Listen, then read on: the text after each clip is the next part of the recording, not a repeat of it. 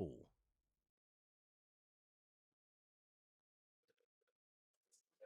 All right. Good morning. Well, good afternoon, I should say, everybody. Tim Jones here on behalf of Jacksonville APA, the home to the Voice of Jacksonville Pool. Welcome to the 2025 season finale. I know we're in 2026, but this is to end the year here for the Jedi Masters, Padawan Masters, and Ladies divisions.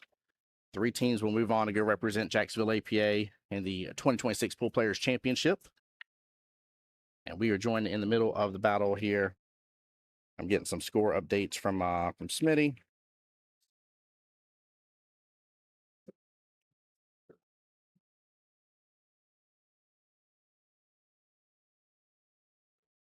Now they are running on 2 tables at once, just as a heads up here, guys. With them running at 2 tables at once here, I'll be getting score updates for the secondary table. Come on in, everybody, get the stream shared out for me. We are back live now, officially on Jacksonville APA's Facebook page again.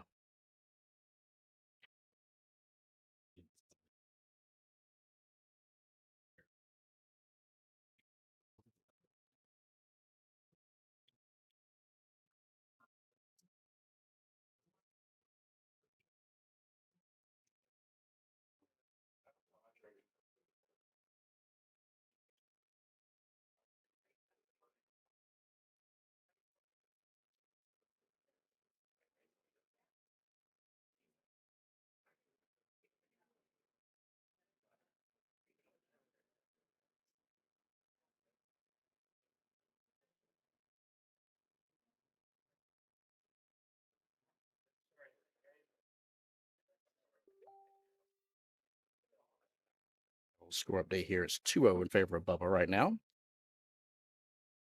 That's Bubba at the table currently.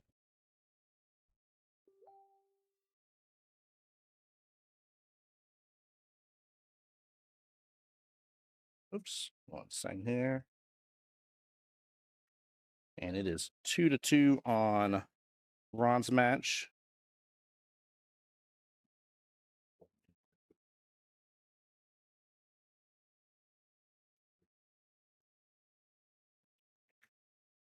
Ron for team Mako Monsters.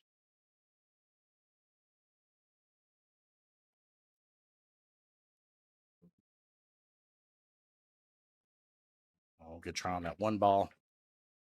Very good try.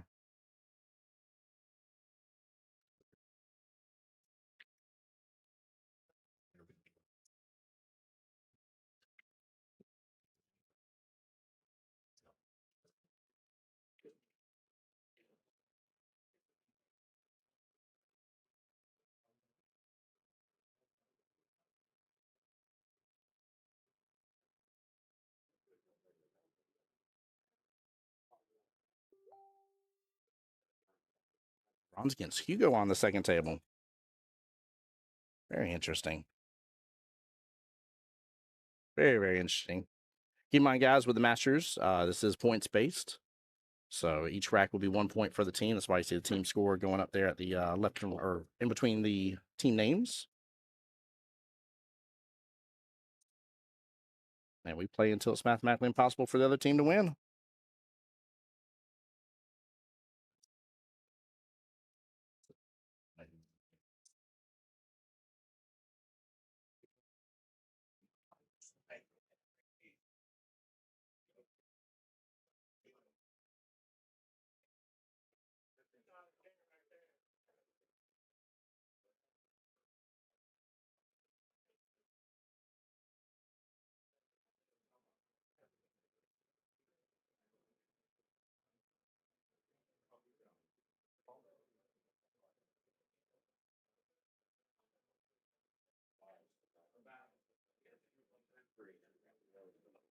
Weight gets right up on top of the 5 there for James. Very unfortunate.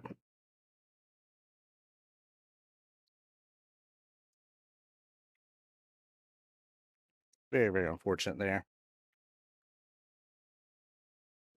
Looks like he's going to try to kick behind it. Dangerous, but he's going to go for that left-hand side pocket for the point. I think maybe I would just be trying to tie up the 5. Kick good into the 8, but see if I can get that 5 to Maybe scooch up with the 3 and 7.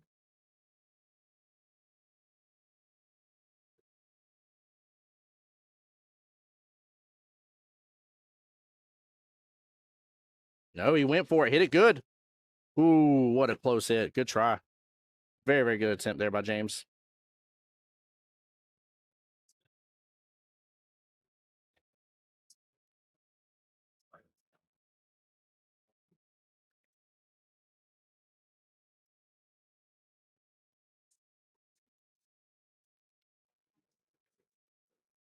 Hey, Chris Daniels. No, I haven't seen your dad here. I haven't seen him here yet.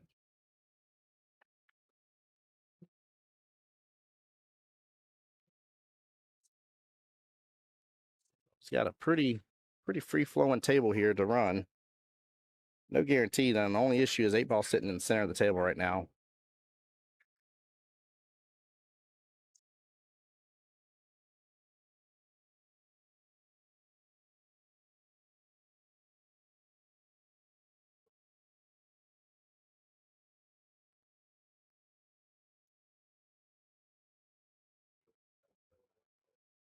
Hey, Mikey, how's it going, sir? Welcome to the stream. Hope you're doing well and blessed. Welcome in.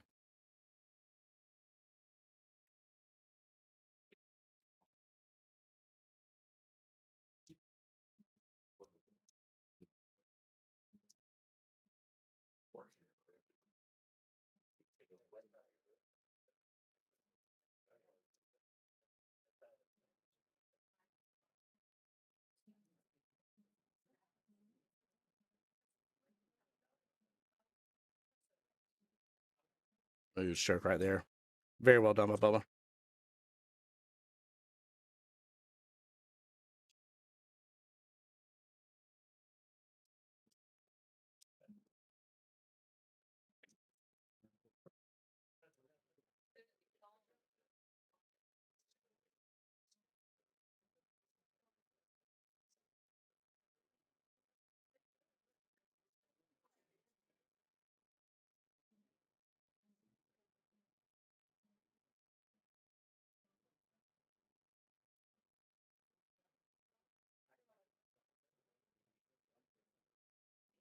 Yeah, I thought he may leave his 5 there. It'd be to gain access to the 2 first, but I do kind of like that shot a little easier.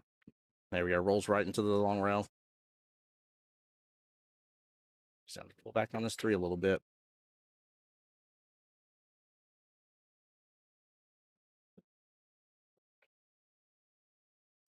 I don't see him going for the 7 here, but if he does, I'm interested to see the run.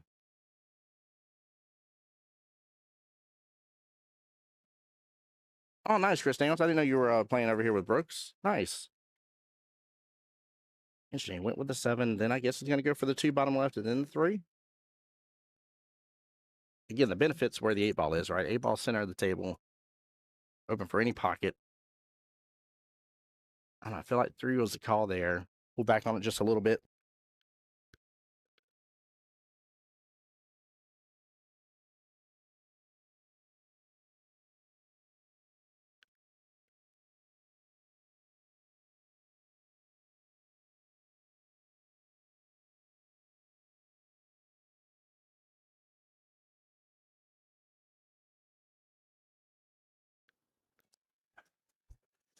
All right. He set up good.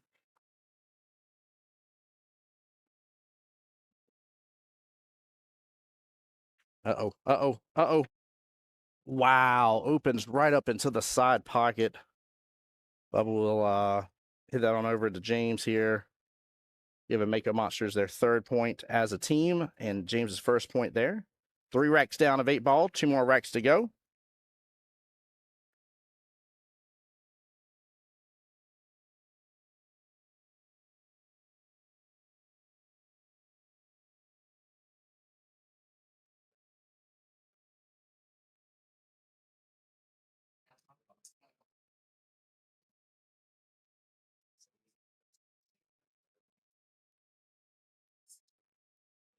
Right, the team score is actually tied up. Hugo just scored another point over there. It's 3-2. Wow, Ronnie, amazing point there. Ronnie talking about he had the option to play defense with a 3 as well. Could have absolutely used the 3 as defense. Locked up just fine. That's a great point, actually, Ronnie. I wasn't even thinking about that. I feel like the run was on for him. So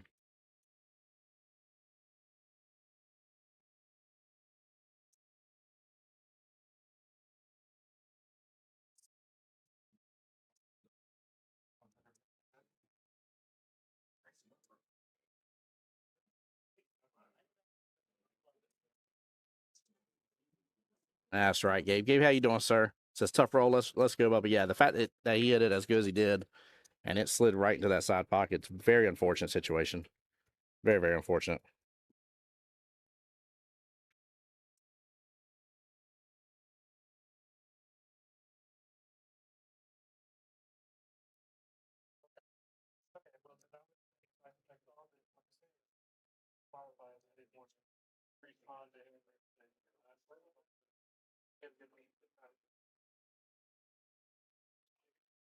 Further, he'll have access to that 12.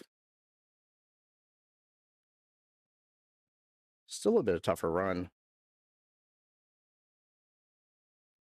Yeah, that 15 kind of sit in the center of the table here. Blocked up a little bit.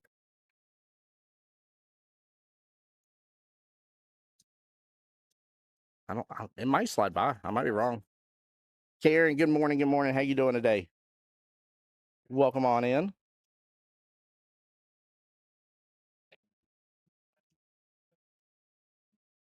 By the way, Notorious Fig was the team that got their playoff match for the Jedi Masters, won against Jedi Ready. So they're playing the Monstars right now. Between the match of Warranty Expired and Four Amigos got the win. So they're currently playing Watch This for the Padawan Masters. And then for the ladies' side here, we had a great matchup here. Stick Chicks versus Duval Daisies play each other, in which the Daisies got it this morning. They're currently playing Team Triple D.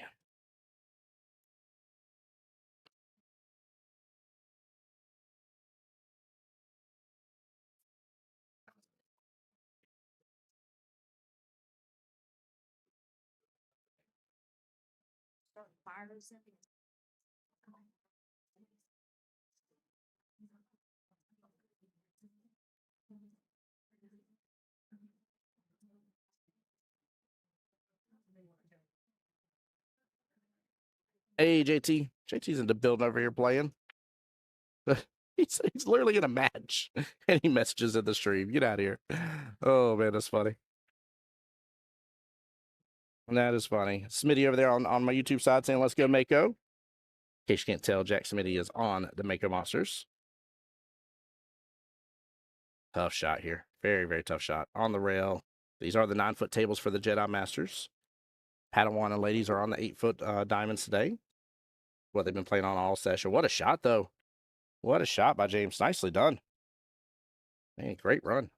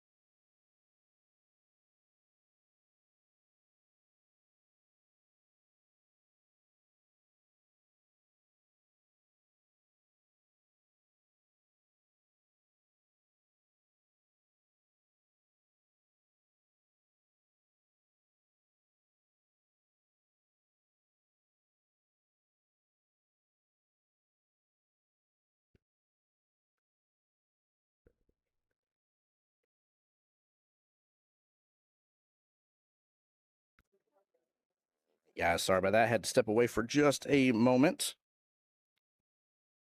I'm back with you guys. Let's see, 4-3 in Hugo's match. Oops. Let's adjust the score right here. I come back to James with a great out right there. So it looks like it's 4-3 in favor of Hugo's match for the Mako Monsters there. I'm sorry forgive me. 4-3 Hugo. Sorry, I've got this score all wrong here. Let me do a quick little reset, guys. I'll get it up to date. It's definitely 4-3 in favor of James.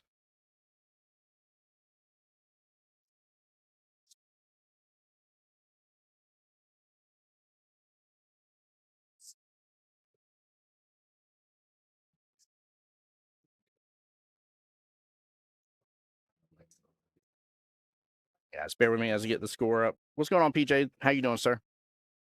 Welcome in, welcome in. Got a hold of that. Nice little corner pocket ball.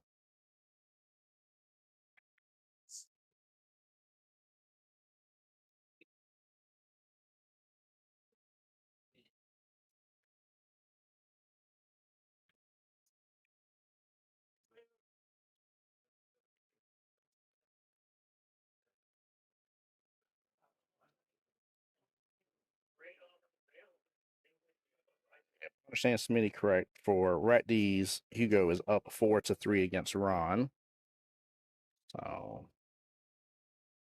that should make it 7-7 right now. There we go.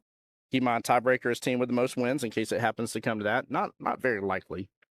Usually one person or the other gets it squared away.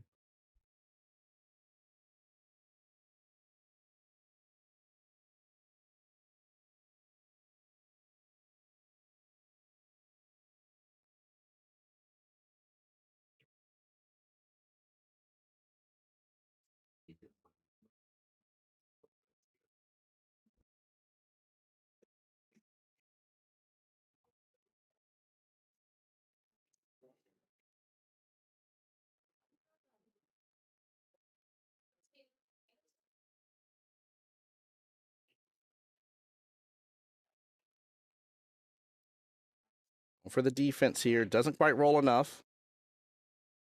Smart move by Bubba for Team Rat D's.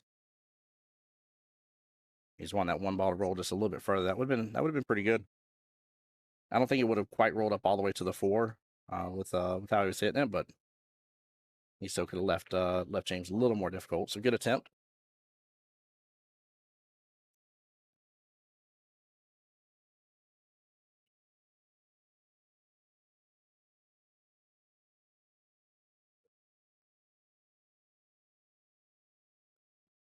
Looks like a little bit of the run is on for sure. 2-ball left-hand side pocket.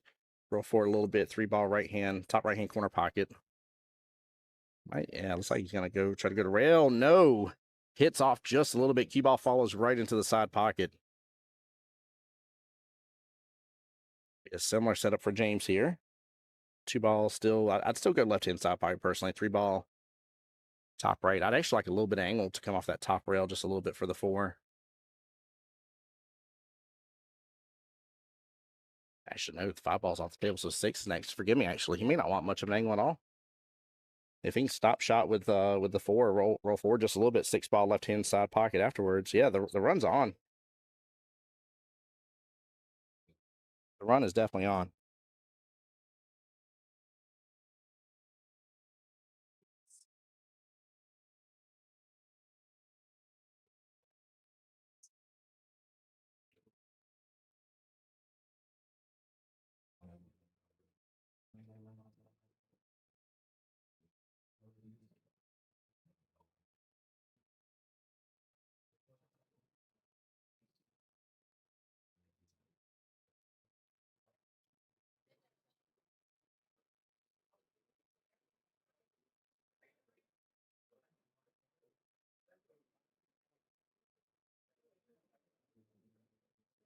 Guys, again, for those just tuning in, if you see me updating the score, yeah, there we go. If you see me updating the score, it's because the second table that's going right now.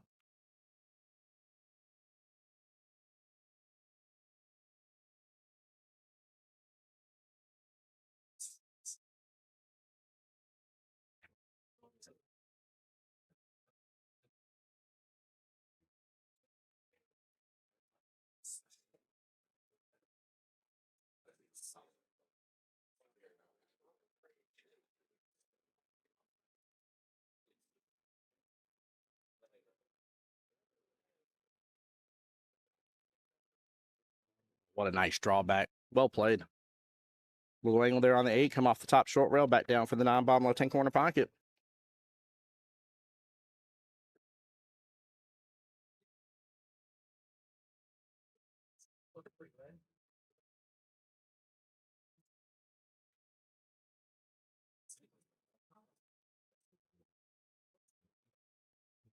Yeah, I must have something. Maybe something I have the score wrong. So I'm gonna adjust it based on what he's saying the score is.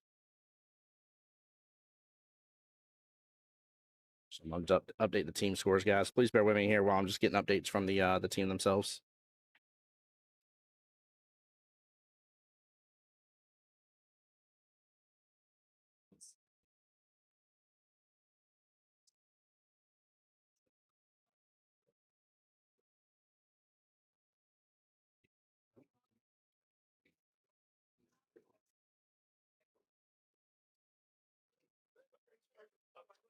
What a good out. Nicely done.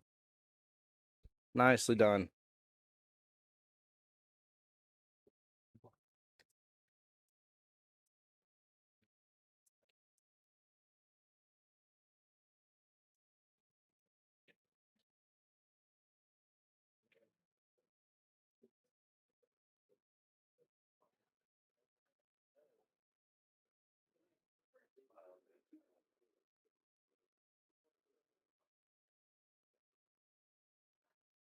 All right, Bubba back up to break here. 6 racks down. A little nail biter on both tables here. It'll be interesting if both end up going hill.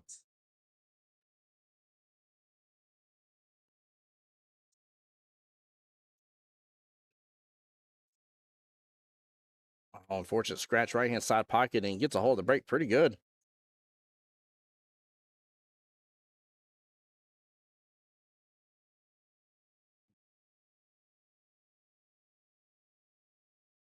All right, ball in hand.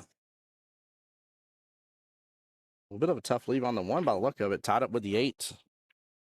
Top short rail. And looks like maybe he's just going to go for the defense here. Try to snooker up with the 8 ball.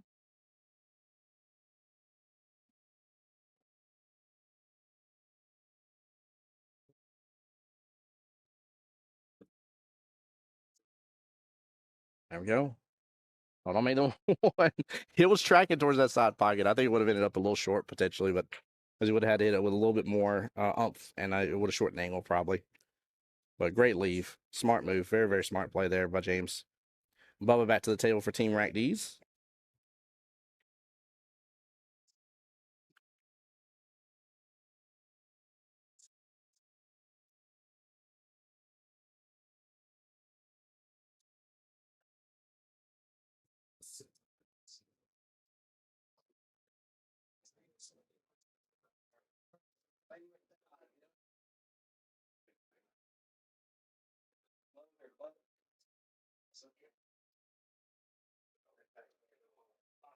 Good try. Very good try. All right. Ball in hand back to James. Well played. Good attempt from Bubba there for Team Rack D's.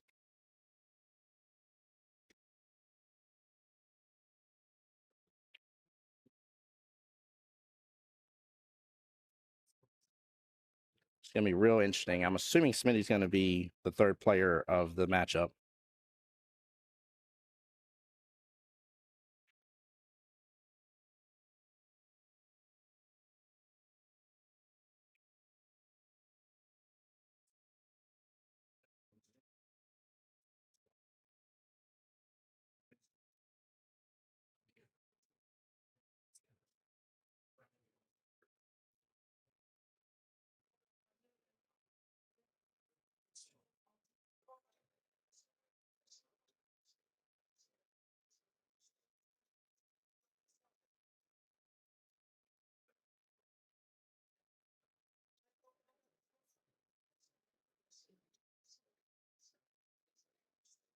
He pulled back on that just a little bit. 3's in an interesting position, though. I don't see the run happening.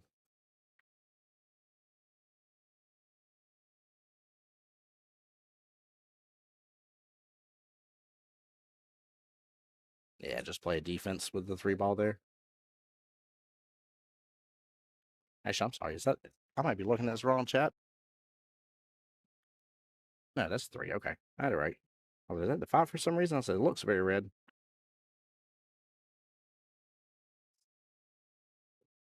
There we go. There we go.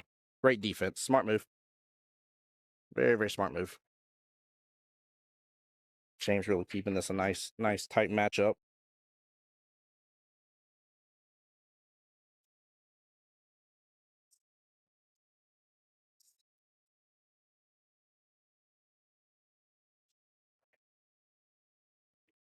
Nice firm hit from Bubba. 3 balls going to open back up.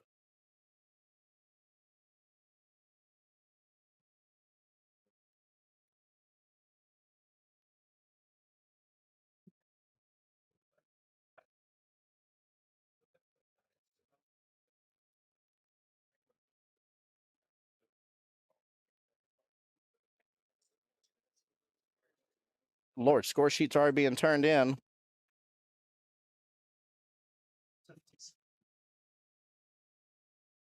Gosh darn.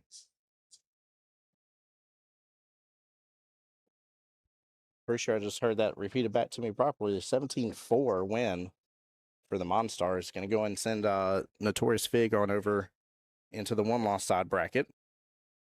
So Notorious Fig will play the loser of this matchup, and the Monstars will play the winner of this matchup. Keep in mind, 3 wins today gets you a trip to Vegas. Make it into the semifinals, and you move on to the Southeast Challenge.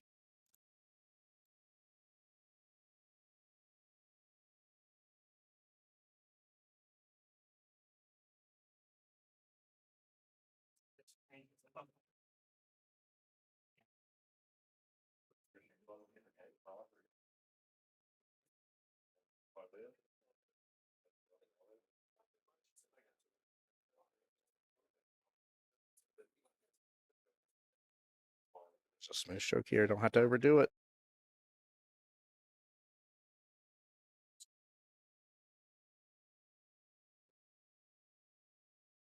All right, this is for James to get on to the lead here, up 4-3.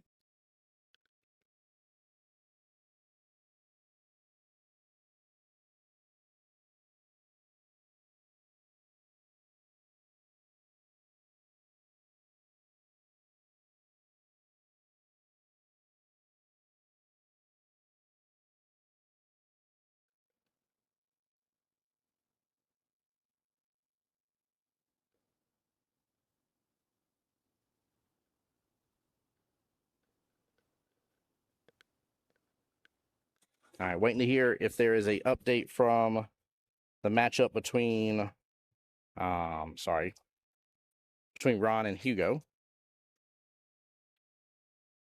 I keep wanting to mix these 2 tables up here. Ron for Mako Monsters and Hugo for Rack D's. Last update we had was 4-4.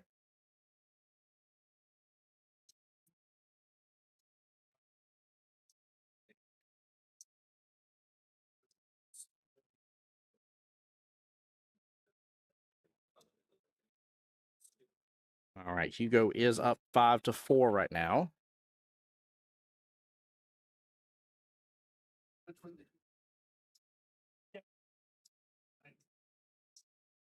By the way, shout out to Smitty. He's over there not only cheering his team on, but he's over there helping keep track of the score for me as well. And we should have a tied ballpark right here, 8-8. Let's see, Hugo is up 5 with Bubba's 3. That's 8 for right D's. Yep. And James and Ron. Ron's at 4, James at 4. Yeah.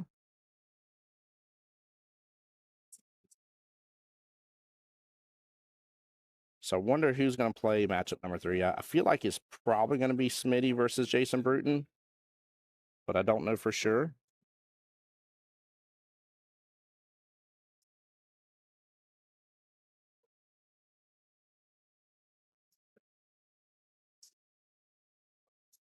I was trying defense and he's getting behind the 9. Maybe. I don't think it was enough. I don't think it was enough.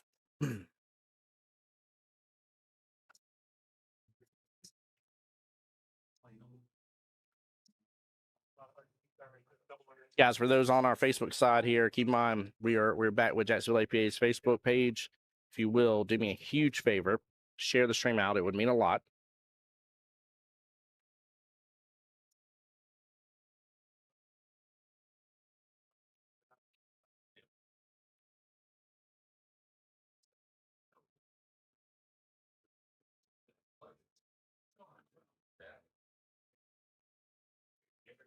I think the tangent line still lies for that. Tangent line kind of drives it to the little left of the first diamond outside the corner pocket. But I think if you let that 2-ball hit just a little bit further left of that 9, I think you're fine. I mean, you could also swing for the 9 at the same time. To be honest with you, it's kind of a free swing.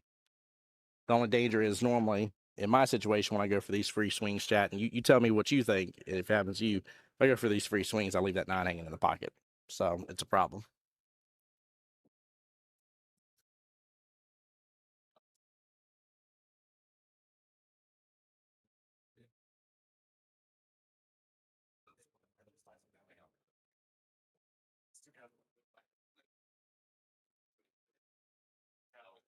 There it is. There it is. Good free swing right there. Nicely done by Bubba. Well played. Now to tie things right back up. Take a look at this too, man. He hit it really good. Solid. Very solid hit, chat. Didn't overdo it. Didn't add any pizzazz to it. Snapped right into the 2. Oh, what a shot. What a shot. Way to take your time there, Bubba. Well played. Golly, cannot believe that we have a neck-and-neck matchup between both sides right now. 5-4 in favor of Hugo versus Ron for Team Rat D's on the other table. 4-4 over here on this table. This is almost a finals-worthy match with how close it is, if you will. Either team, though, is going to have their hands full. The Mako Monsters came to bite some heads off today. Goodness gracious. So I think it was 17-3 is what I heard. Big first round win. Hopefully they didn't throw out all their mojo there first thing.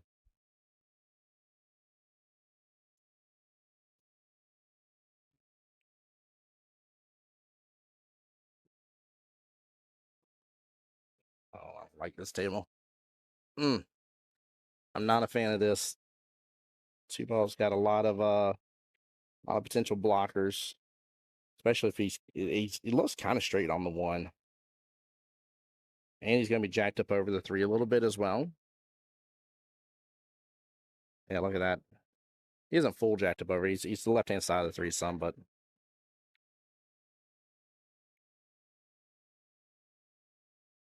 good control. Got a little bump on the 8. I think he's got eyes on that too.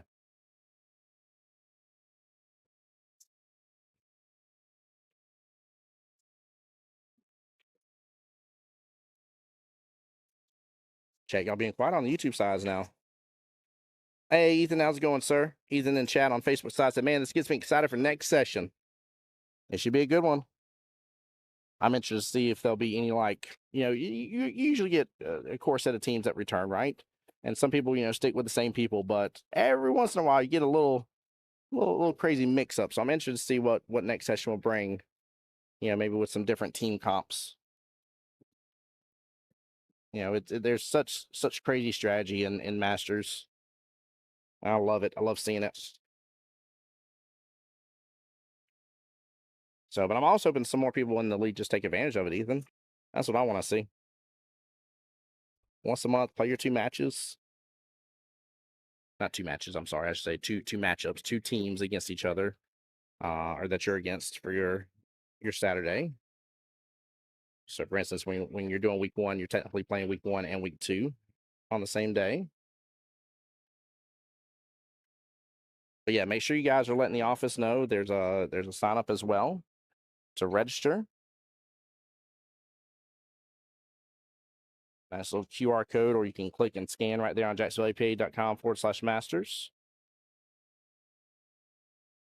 Again, that's jacksonvilleapa.com/masters for that. I'll send it in chat. Let's see if that sends through.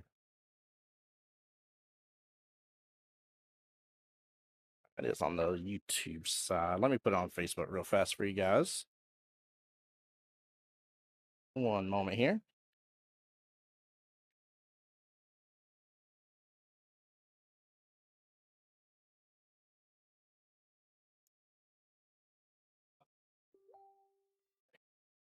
I believe Ron versus Hugo now is 5-5 over there. Both gentlemen needing 2 racks to win.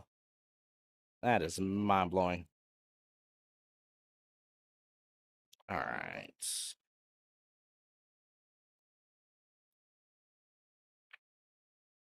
There's a link over there on the Facebook side, guys.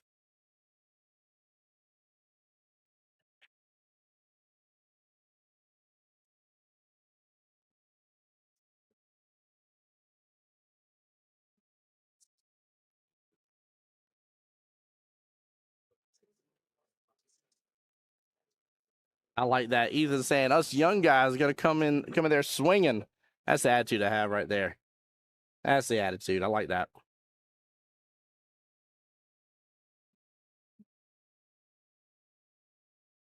And guys, make sure y'all are staying tuned here. We'll get matches and stuff rolling as much and as fast as possible.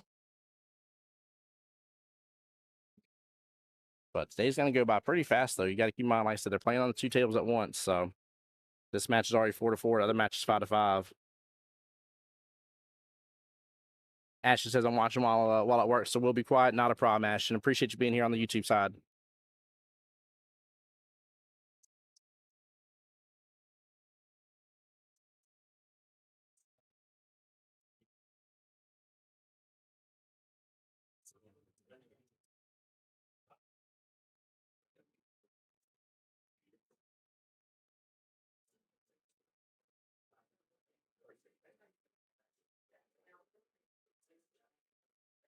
Good stroke here from James. Let's see what he does go from the 3 to the 4. I feel like he's going to try to get up in the window in between the 5 and 8 and be above the 4, bring it on down bottom left. He's got a low angle on this 3 ball. He could pull it on over. Oh, we got it right in between the 4-5. Smaller window. I like it. Didn't give that 3 ball too much jump. That's what I would have done. I would have overhit the 3 ball. Smooth stroke though. A little touchy here. There we go. Let's keep on drift on over. Takes advantage of the pocket a little bit.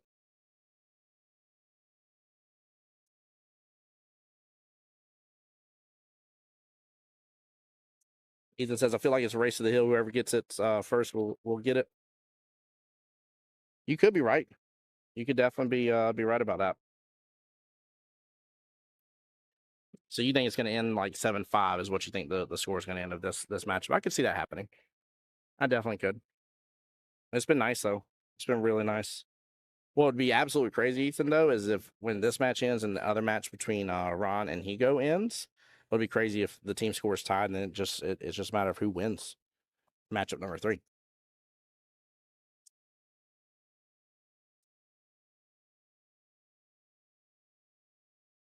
There we go. Back above that 7 ball, little angle. Again, just let that cue ball drift on over just a little bit. 8 ball top right. I'm assuming he's going to set up just fine for the 9 ball top right.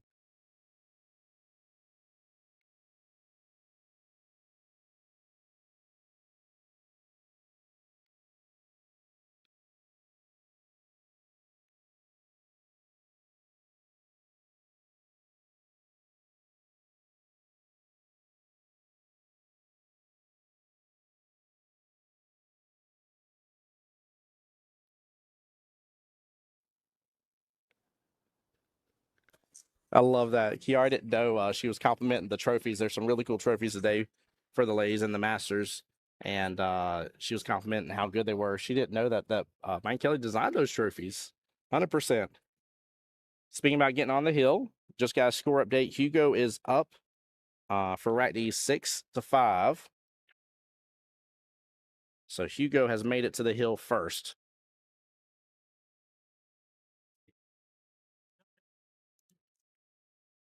Yeah, you can't miss the last 3 balls. You're 100% right, Ethan.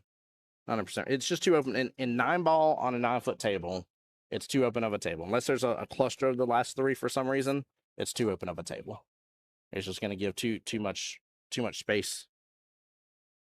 And these guys don't have an issue letting their stroke out, so.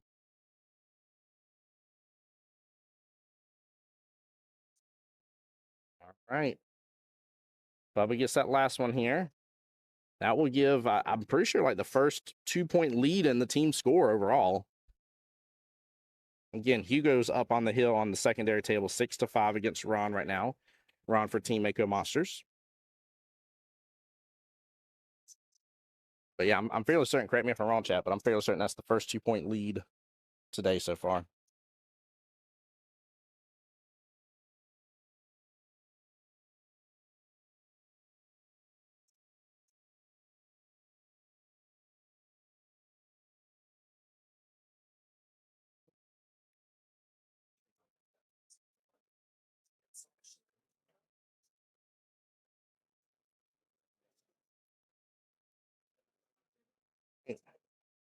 Also, for those not familiar with the Masters format here, they've already played their 5 racks of 8-ball. Keep in mind when you lag, the winner of the lag gets to either choose the format to start an 8-ball or 9-ball, and the other person gets the break, or you can get the break and the other person gets to choose the format. Either way, you're sharing the responsibility. And now we're just solely on 9-ball. Oh, don't pull in that. Hits the pocket point, and the 2 drifts right on top of the cue ball. What a lead. Oh, man. Ethan says, which 2 do you want to see play the last match of this? For these 2 teams, the rosters, and just based on like the amount of matches they've played in the session, I'm assuming it's going to be Smitty versus Jason Bruton, and I would honestly want to see Smitty versus Jason Bruton. It's nothing against Keith or Wesley. Wesley for Team APA Masters, Keith for Rat Ease, but I don't know. I feel like that'd be a fun one to see those 2. And I don't remember if I've seen those 2 play each other. I'm sure they probably have, but I don't know if I've seen it. So I'm interested to see how that match would roll out. I think that match is going to be super important, that if it comes to fruition and it is Smitty that they're against, I think it's important to win the lag, force the 8-ball start. And you've got to, I dare say, you want to be leading 8-ball 4-1 before you get 9 for Smitty. Talked about this before on stream. That man is a beast. Maybe I'm bragging too much about him, but he is a beast at 9-ball. Not say he's not good at 8 either. He's a great shooter all around.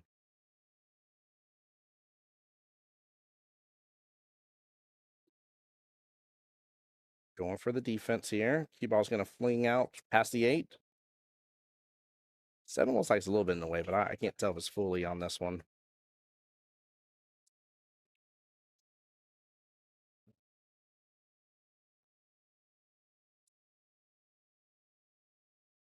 Ethan, who would you like to see, sir? So on the rosters, the 2 players left for APA Masters is Wesley and Smitty. And the 2 players left for Rat D's is going to be Jason and Keith. Jason Bruton and Keith Richter. Tell me which matchup you think, especially taking it from the standpoint of, you know, how would you throw, right? If you know it's their throw and they throw Smitty, and your team, Rat D's, do you throw Jason? Do you throw Keith? Like, which way do you go?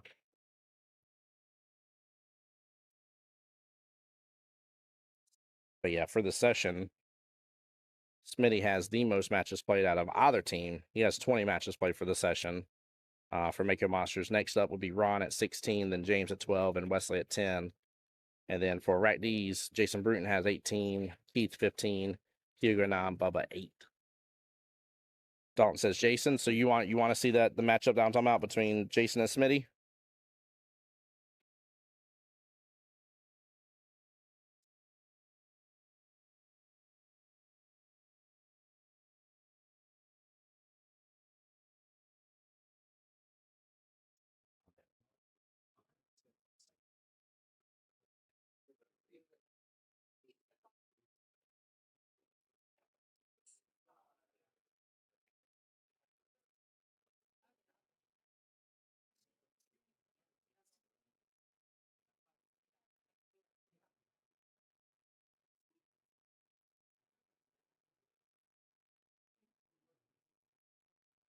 So chat seems to like it here. Ethan over there on the Facebook side says, I like your matchup for sure.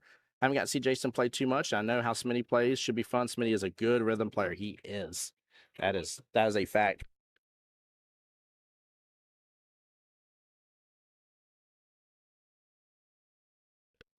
Yeah, he definitely is a good rhythm player, and Dalton agrees with it as well. Is there a spare one? Oh, there's a spare one. That's good. Mm-hmm.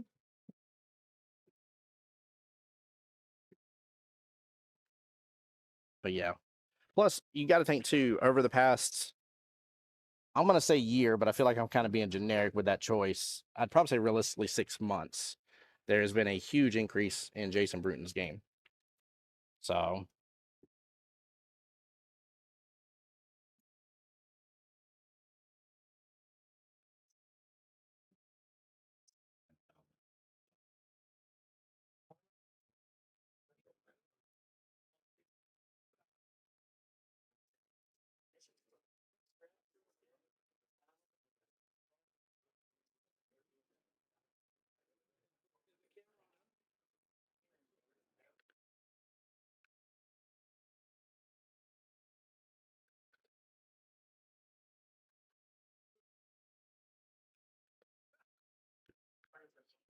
if Jason can slow the match down, he has a good chance as anyone. That's the only way you've beaten Smitty.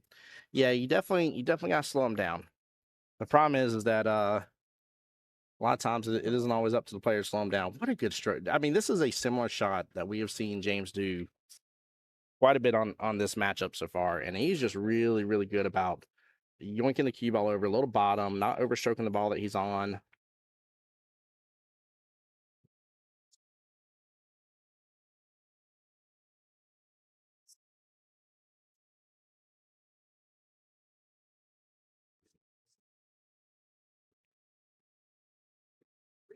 All right, James got the win there.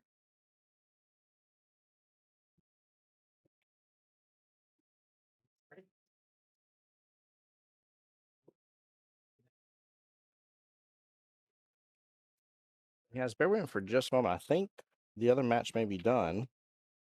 Let me do this here real fast, guys. Bear with me for just a second. Camera may lie for just a moment. Hold on here.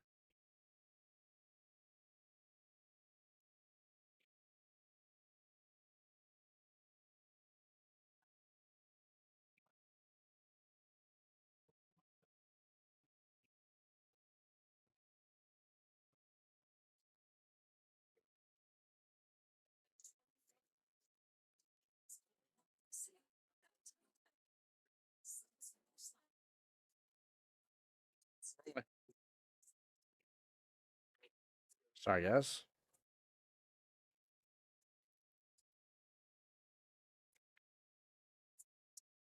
Oh, snap, snap. Hold on here. Chat, bear with me. We're going on a ride with the camera here, guys. Going on a ride. Oh, Lord have mercy. That's as zoomed out as I can get here for these two. But yeah, looks like Smitty and Jason are starting. And that may be the first rack, I believe.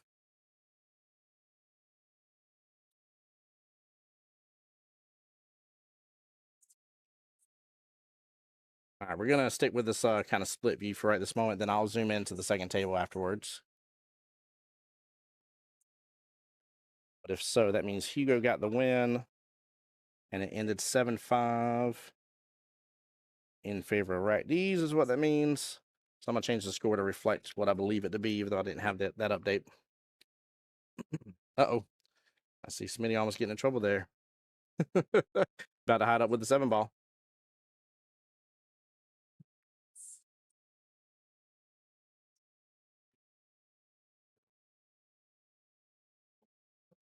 Well, guys, we're gonna see if it comes true. I haven't seen who else has walked up to the table yet against Smitty. I think it is Jason. I thought I saw him racking.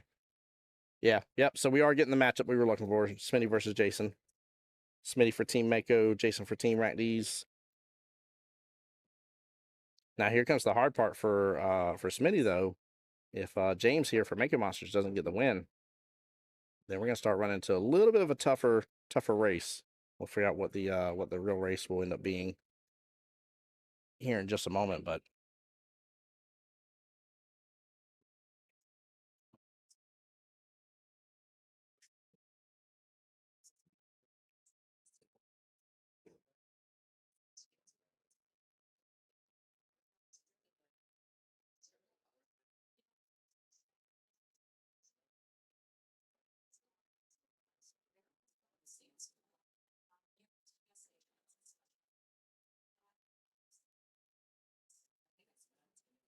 Spinning on the other table, playing a little bit of a defense there. Smart move, smart move.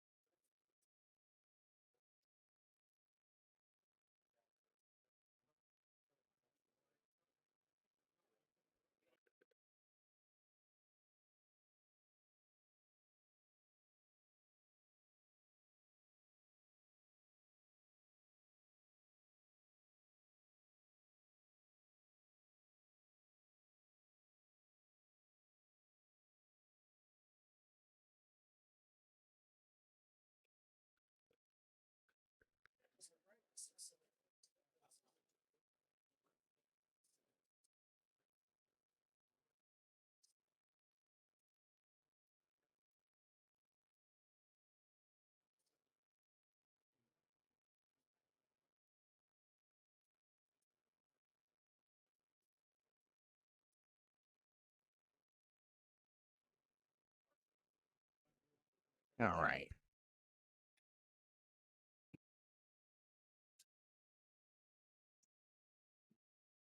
Sorry, Chad. Adjusting some things here on the back end. Wasn't trying to leave you guys hanging.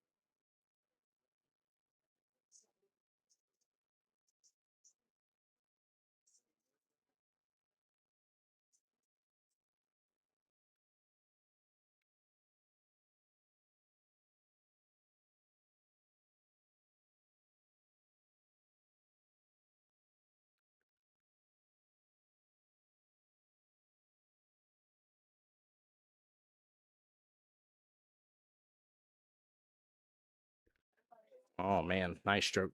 Nice stroke by Bubba there.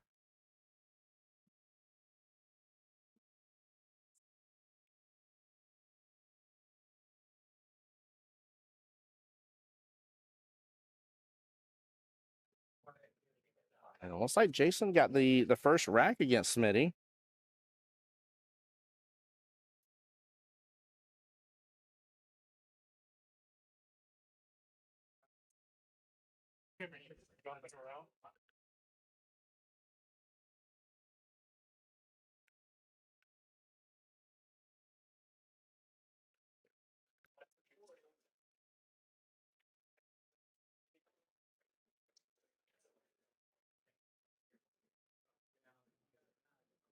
A little bump in that 8 ball might not be enough.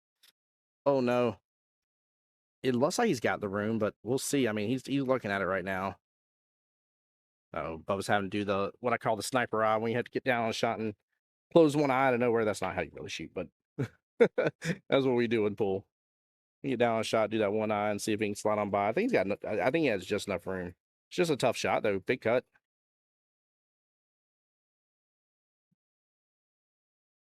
Cuts it good. Goes towards that side pocket again. Pocket point saves the day on him. Pocket point saves the day. I feel like the back cut is the way to go.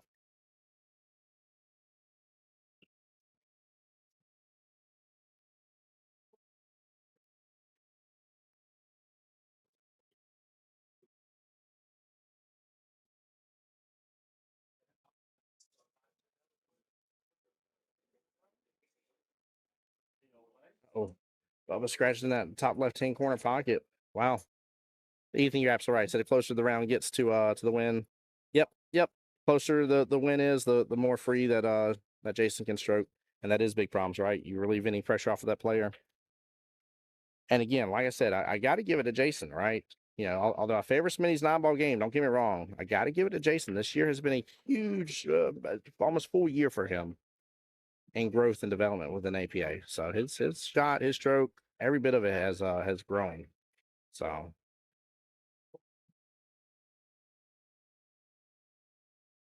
who's on Smitty's phone right now on YouTube saying Smitty never wins the first game?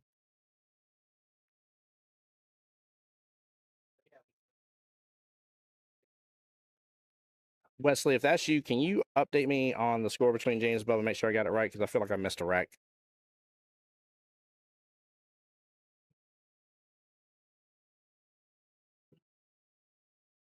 I'm assuming that may be Wesley over there. I don't know. That might be part of the Smitty gang, though.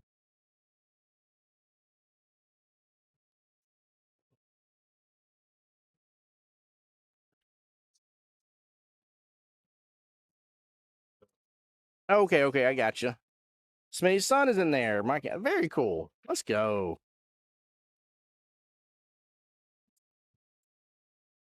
I have a feeling. I think this match between James and Bubba is 6-6, I believe. We'll find out. I'll update it here in a moment. But that's so funny that she says Smitty never wins the first rack. That's hilarious. You're his old son. I love it. Oh man.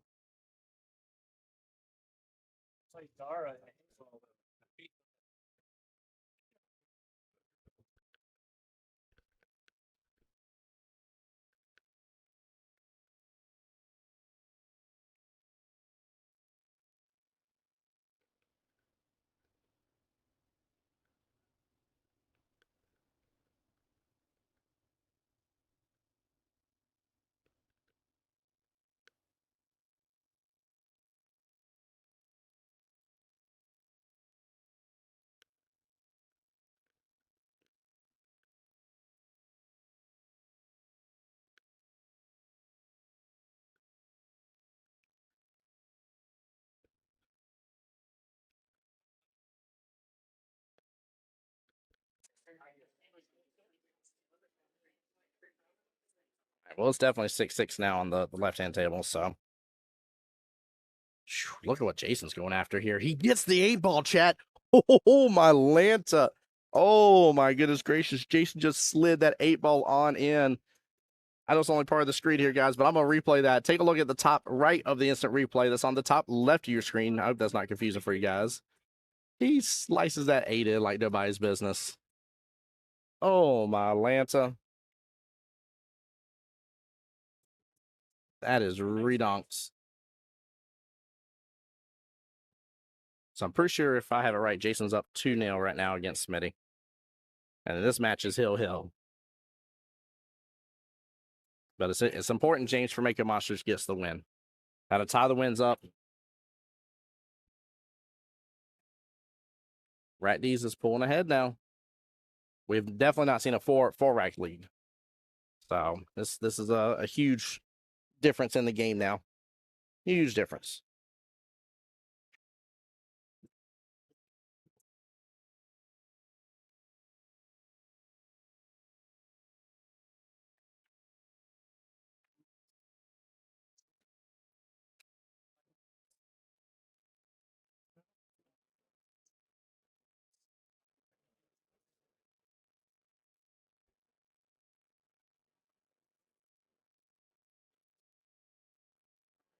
This is a little bit of a mess here on the left-hand table between James from Maker Monsters and Bubba. Not to be confused, James goes by Jim and Bubba goes by James, if that ain't confusing at all. And I see Smitty on a little bit of an open table. He's got some breathing room at least between everything. So we might see a little bit of a run here from him. I say that and he, oh man, a miss on the 4. I done jinxed him, I guess, chat. Foul ball first by Bubba. That will be ball in hand. No free swing on the 9, though. 9's not hanging in the pocket with the 1 to make it, so.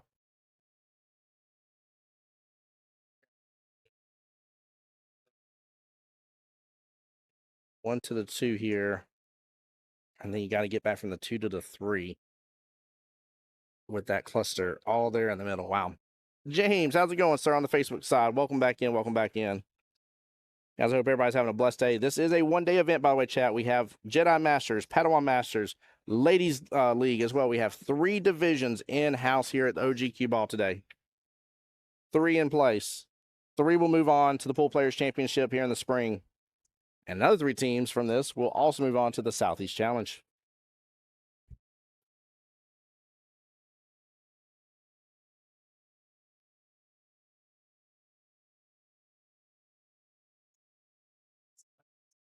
I'm taking a look at the other table there on the right-hand side after, unfortunate, James with the stroke. They're trying to get back access. That 3 pumps up the 4 close to the 6 on the left-hand table, but Jason Bruton's going for that early 9 swing.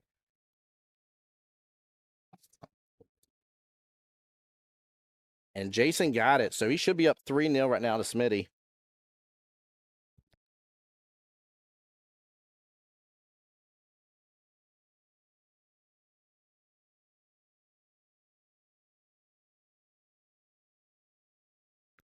Yeah, I'm pretty sure I have it right. It should be 3-0 right now in favor of Jason Bruton on the 9 ball. This is wild. Absolutely wild. I told you you can't underestimate him. You just can't underestimate him. We've seen him on stream, but for those that haven't, almost a 9 on the snap for Jason too. But for those that haven't seen him on stream, man, it has been, again, a huge growth story for him this past year. All right, hold on, let me see something here.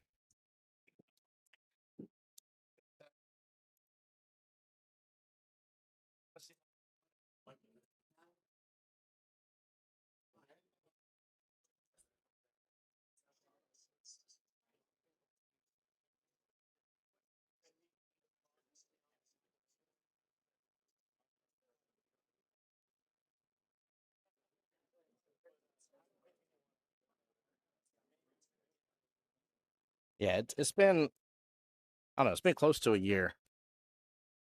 But no, he is capitalizing on little mistakes. He really is. He's doing good. He's doing really, really good.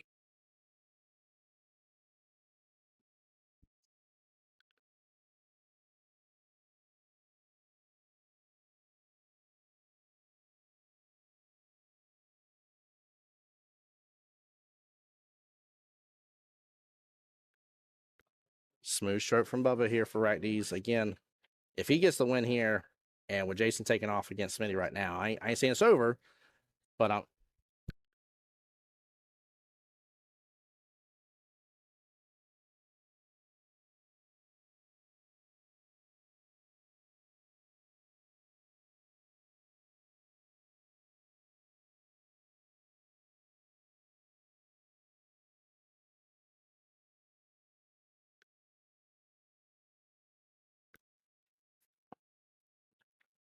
No, you can't leave him with a table that he can work with.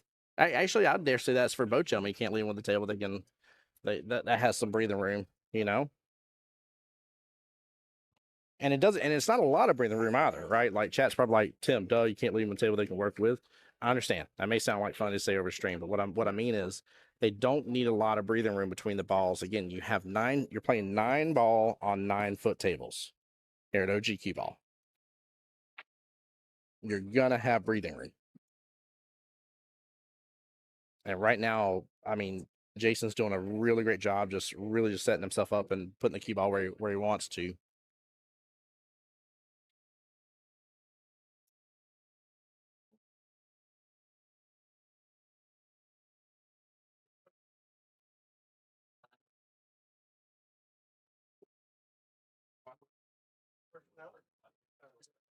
Oh, I was about to shout that out on stream here, but I'll still shout him out. Zach said he got a 9-ball break and run. I thought I heard him say it was his first one ever for a second there, though. I was about to praise him on stream. Can't let it go to his head, though. That 7 needs to sit towards that bottom short rail. It's not in a bad position here for the left-hand table. And Jason looks like he's in a little bit of predicament there on the right-hand table for the 5-ball.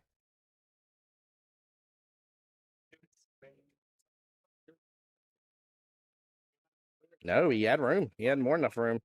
He's trying to get the cue ball back down. You see Jason got a point where he wanted that cue ball to take the 6 top right as well.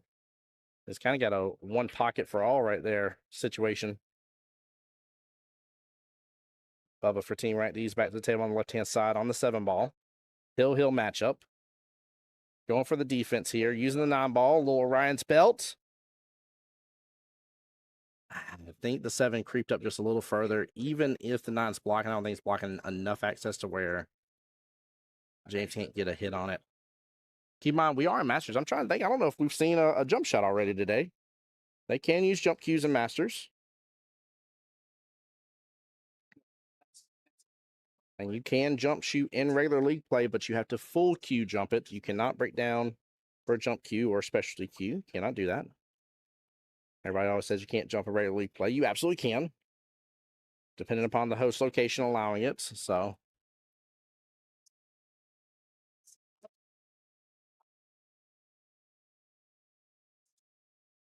James has the good potential here to be out, but it looks like they each just a little above the middle line there for the side pocket.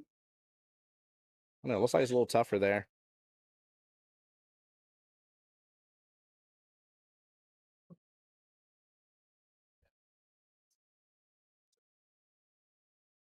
Yeah, what a stroke from James.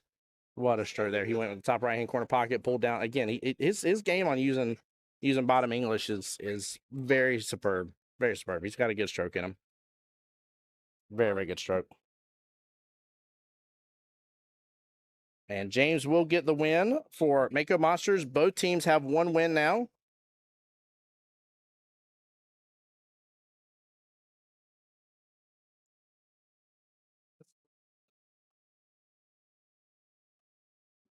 All right, guys, bear with me as I change things real fast.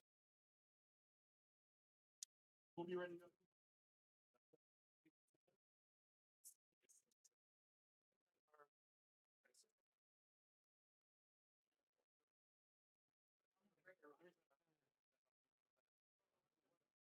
All right, bear with me here for just a moment.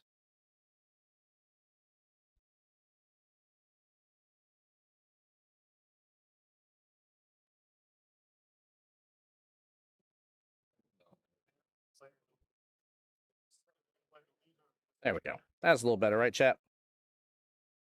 Scoot over just a little.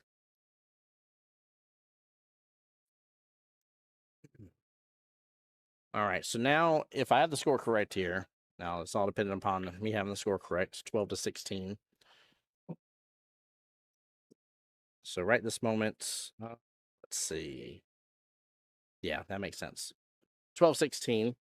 Smitty still has 7 points available, so he can get to 19 points. So if Jason gets to 20, which actually if he gets 20 it's over anyways.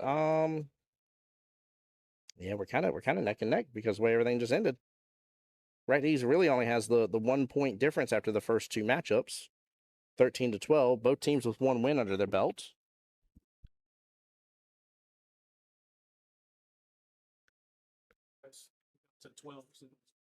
Fitz Wesley updated me here. It is actually 4-1 in favor of Jason. So this, sorry, that is 5-1 with that nice out as I'm going to go give you guys an update. What a shot. Hold on here.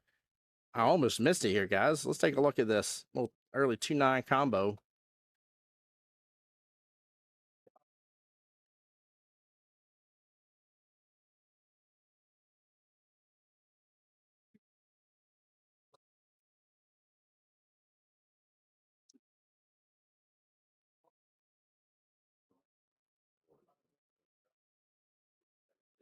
All right, that should be accurate now. Chase should be up 5-1 against Smitty. 6 racks of 9-ball. And we're on rack number 7. Smitty going with the defense here, trying to use the 2-ball. Looks like he got it. Jason can still come left-hand side of the 1. Into the left-hand long rail first. It's up fairly full, actually. 1 ball drifts right on over to that corner pocket. What a shot. Good attempt.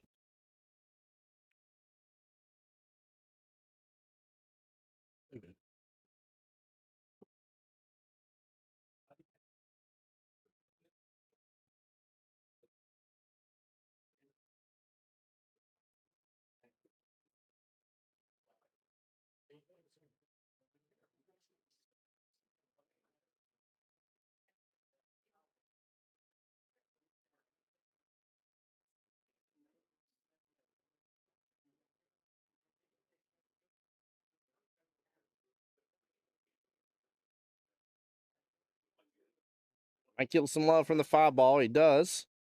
And the table absolutely pays him back in spades here. Goodness gracious. 2-ball sitting there right outside the 9. 9-ball playing blocker. He's going to go 1 rail kick. Top short rail back down. Hits it full. Good hit. Not a bad leave. That's still a tougher shot on the 2. And it certainly ain't access to get to the 3. So defense, defense, defense on this one. No, drifts right in between the 8-ball and side pocket. Wow. I feel like that's one of those times that if Smitty didn't have bad luck, he'd have no luck at all. Unfortunate.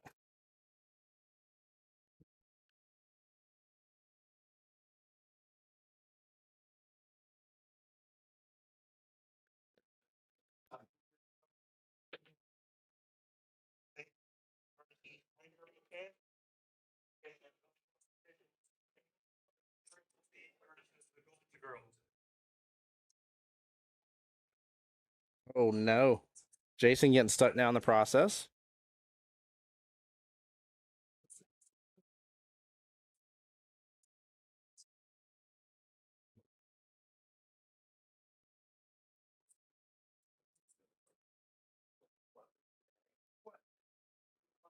Looks like he's just going to go for the 1 rail kick against that left-hand long rail.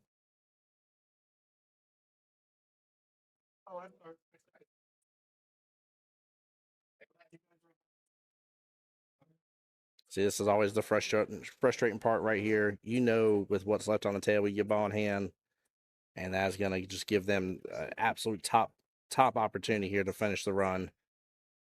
Ain't saying it's impossible, but it favors them extremely well. I'll say that. Especially with 8 sitting as a reset. I mean, 8 sitting right outside the side pocket, makeable from so much of the table.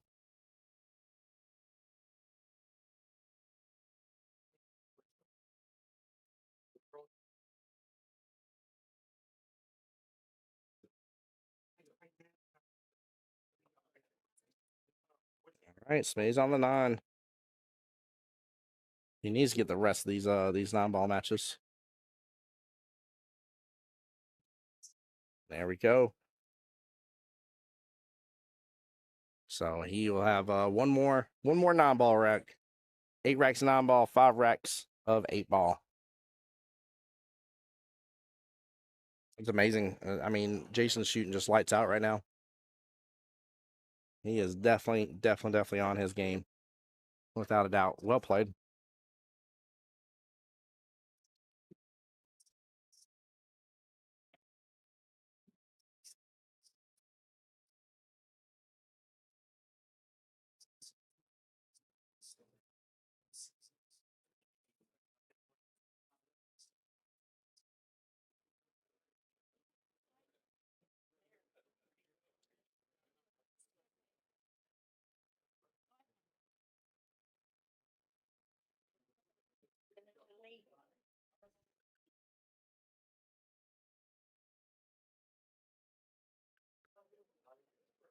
All right.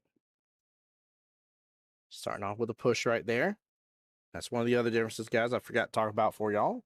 After you break in 9-ball, you are allowed to push.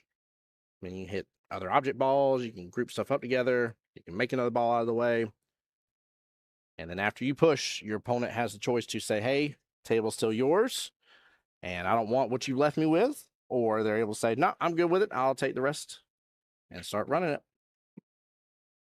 Or play really mean defense, too. That's what sometimes happens. That right-hand side pocket again. That thing is just devastating people.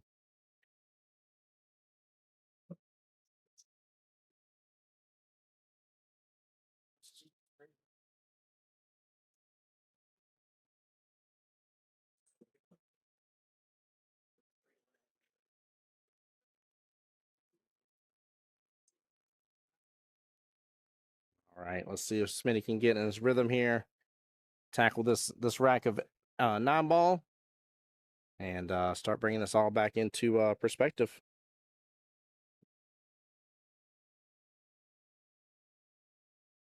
You know what I have not done? I don't think I've updated that. Nope, wrong one. Should be 14. Sorry. Should be 14 because James got the win 7 and Ron at least got the 5 for sure. So should be 14-18 as overall team score. Sorry about that, guys. No matter what, with way Wesley said it to me, he said no matter what, it just comes down to who wins this. So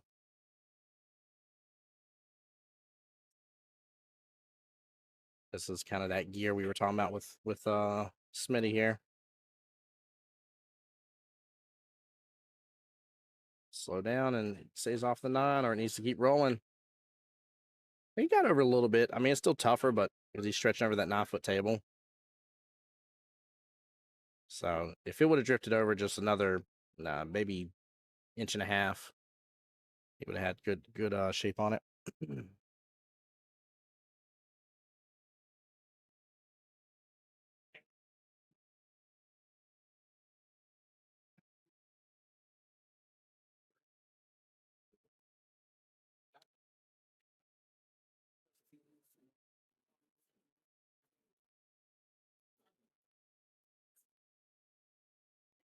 Jason gets this many, has to win 5 8-ball racks in a row.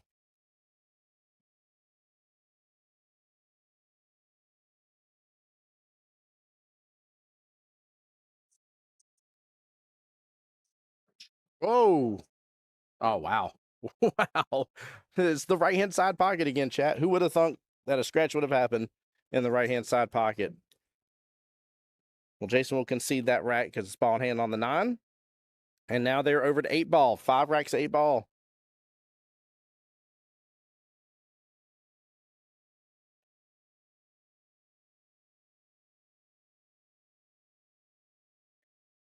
Got some serious faces going on in the room here, chat. I think we got some good intense battles going on.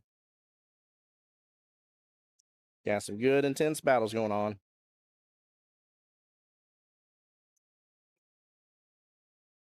Question is, team, who gets to go represent Jacksonville APA in Vegas? That's what we're battling for today. Who is going to earn the right to say, hey, I'm from Jacksonville APA. I'm here to take out this tournament.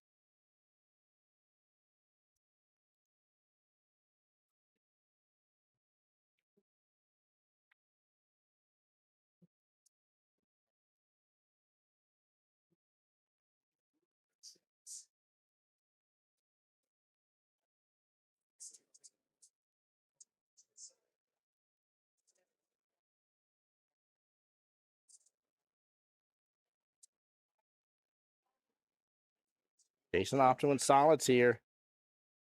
He's got the 1 and 7 downfield on the table, but everything else is clustered up around that 8-ball and towards this bottom corner pocket. He doesn't want that 5 to get up on top of the 2. Yeah, he got a little close.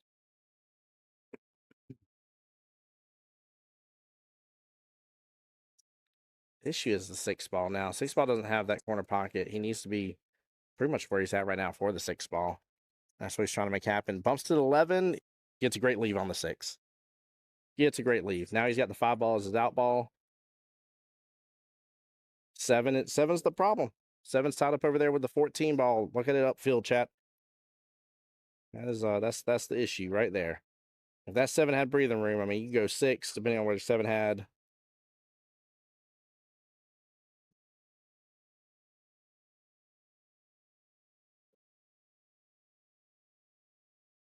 I'm honestly not mad at him missing that. I'm a big fan of, I call it the rule of 3, but you want only 3 of your object balls on the table. So that way, you know, you have a good run. What up, PJ? Tell you guys, been enjoying Wednesday nights with PJ over at Beaches QBall. We've been having some fun over there during the Wednesday night division.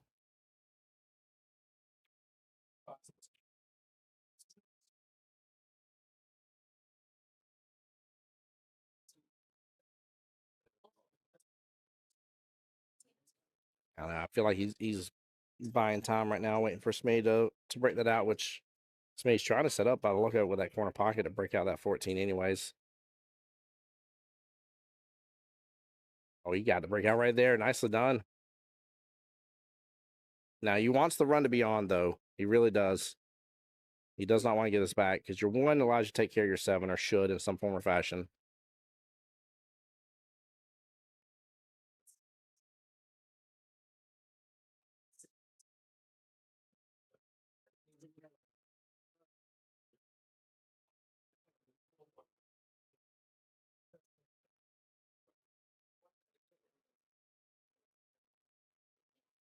Good try on the side pocket. Good try. Well, now Jason's able to go after that 7. That's the only thing I would say would be the issue with going that shot. He was going for the run, right? But the issue is that you allow him to go and tackle the 1 object ball on the table that is just in the toughest place out of the other 3 options on the table. Everything else has some room, has some space to it. So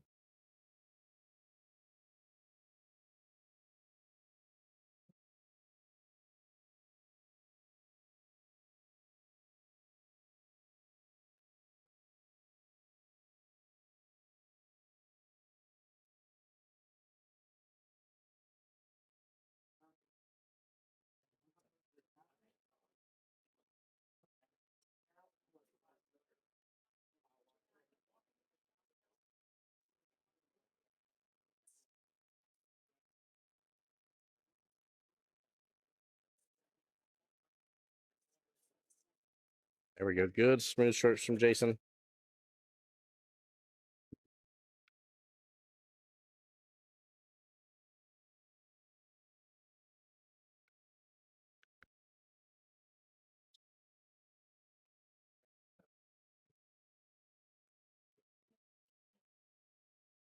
Oh, no love from that right hand side bike. This side bike will allow each of these gentlemen to scratch all day long, but ain't gonna give Jason love on that one. That's funny.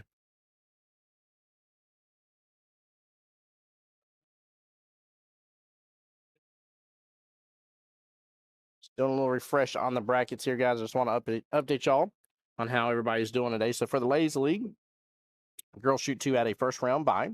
And they're going to play Golden Girls, who got their win against Pink Pocket Cuties. So Pink Pocket Cuties will pick up the bye from the 1 loss side and move on. Triple D versus Duval Daisies. Daisies got the win earlier, and they'll be going on to play a Big Girl Pants, which then puts Triple D with a bye in the 1 loss side and moves them on in the bracket as well.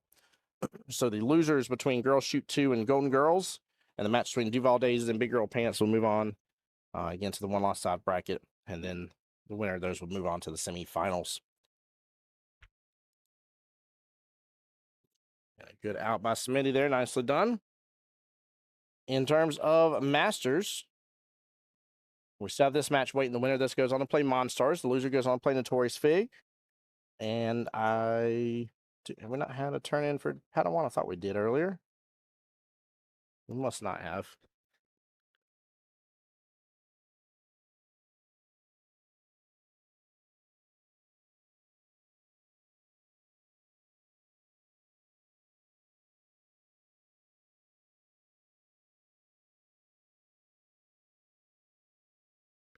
Bama Masters, excuse me, sorry. Bama Masters got the win against the Drunken Jedi. So again, Bama Masters will play the winner between team Watch This and the Four Amigos. And the loser of that match will go on to play the Drunken Jedi.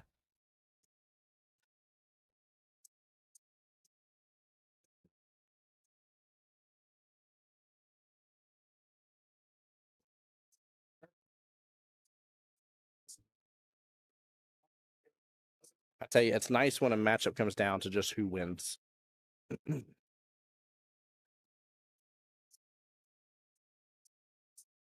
is really a nice thing. Because you got to think, even with the 1 point less going into this matchup, that Mako Monsters that A 7-6 victory would then still tie it, right? And the tiebreaker would be the team with the most wins. So James did good against Bubba. One more rack difference, and this would be an easier race for Jason. Look at that. What was that? 12 and 6 ball against the right hand long rail above the right hand side pocket. And you still got all these other stripes tied up. He's trying to break them out though.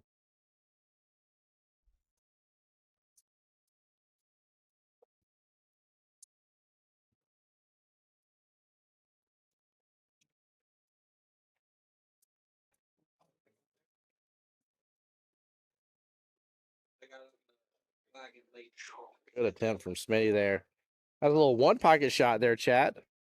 Does a little side clip into the 6 ball, sends on over that left hand corner pocket. That was a very, very good attempt. Very good attempt.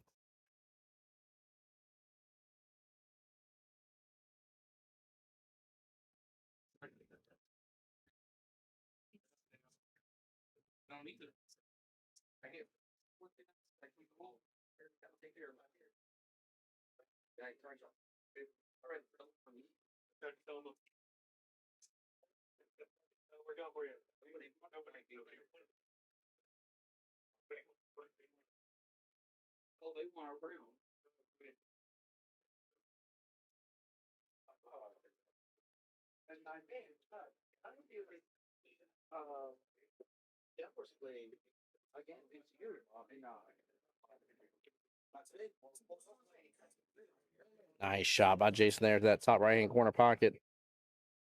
And get a little bump into his 11 ball. 5 though. Five's blocking access to that corner pocket for the 9. He still has the bottom right hand corner pocket of his. It was just over. But that 9 does not go by the look of it. He's looking at it, but we got a good eye on it.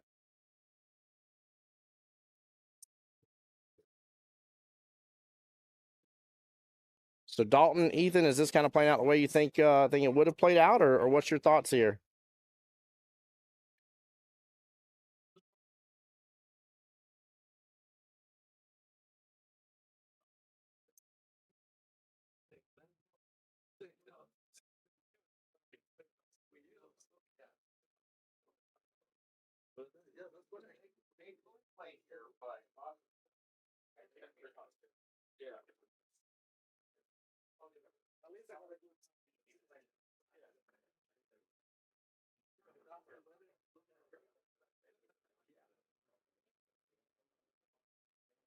I mean, he's just trying to get in stroke and stuff. Small misses, nothing crazy.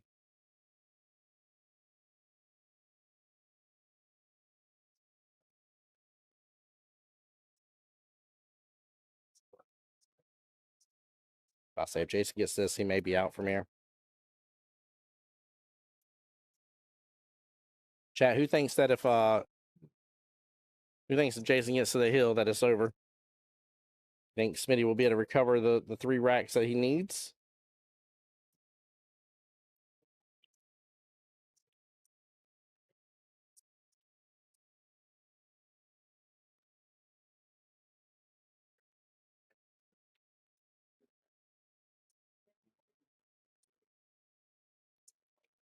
And Jason calling that right hand corner pocket to get onto the hill.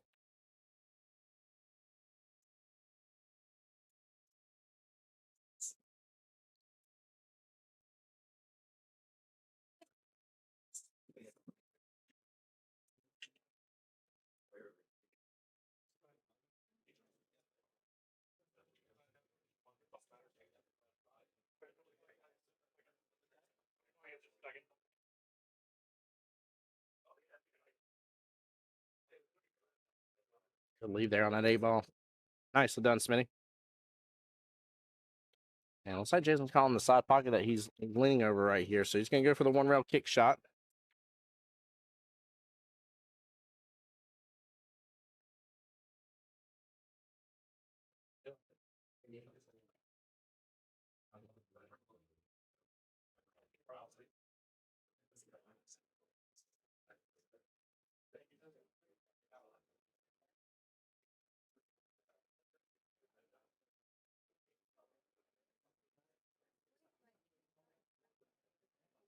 Looks like he slices into it. Yeah, he definitely sliced into it.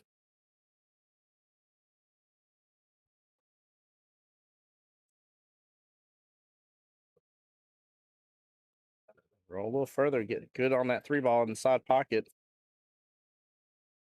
The issue's the 6. I mean, really? That's the sole problem is he's wanting to get shape for the 6 right now. And he's got an angle on it. Good speed. Didn't overstroke it.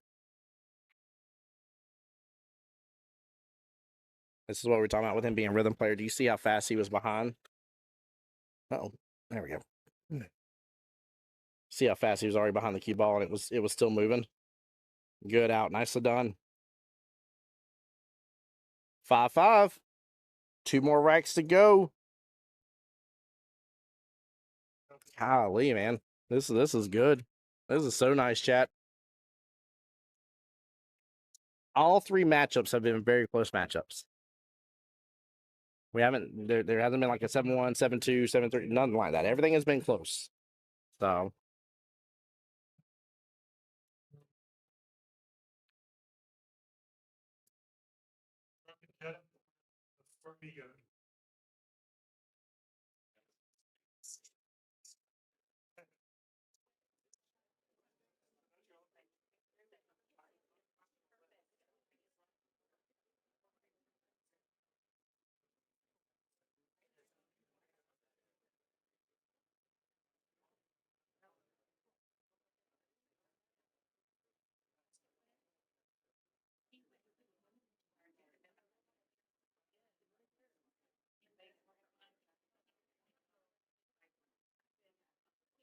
by the way, guys, I love how much fun each and every single one of y'all have been having with the posting selfies with division reps.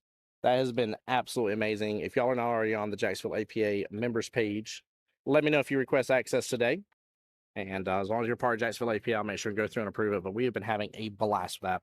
Ray, what's up, my good man? How are you doing? He says, great match here. Thanks for the stream, man. Thanks for being a part of it. Always, always, always make sure you give Mike and Kelly a shout out. Jacksonville APA. Right? Without them, I'm not here doing the stream for you. So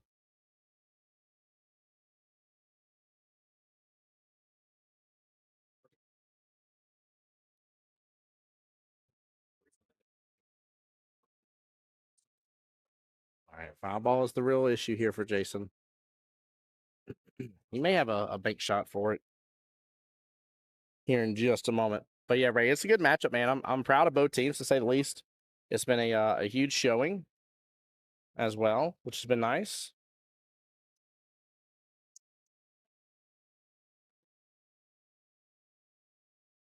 And then we may end up having possibly a Padawan Masters match, I guess, maybe on stream. We'll have to find out. Mike's already working hard calling other matches.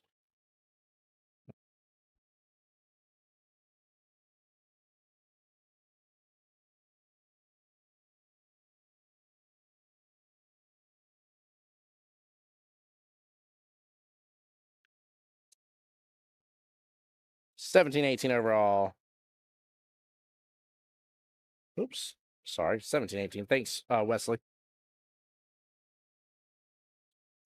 Yeah, we might get to see the Four Amigos versus the Drunken Jedi here in just a moment. We'll see. Ray giving a shout out, says thank you to Mike and Kelly. Appreciate that, sir. Definitely show them and all of Jacksonville APA the love. I love what I get to do, though. It's definitely a blessing.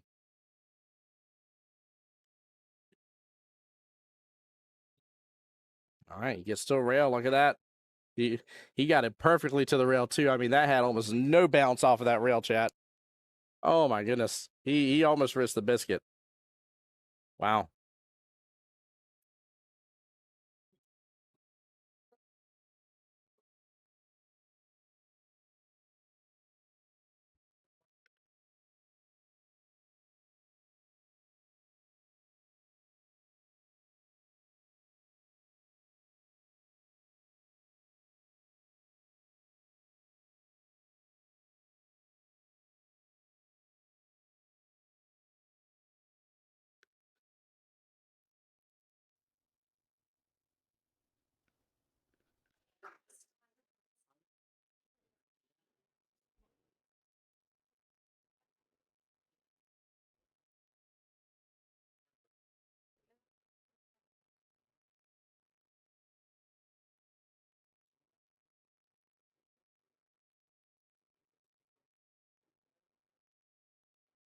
He is in a he's in a conundrum, chat.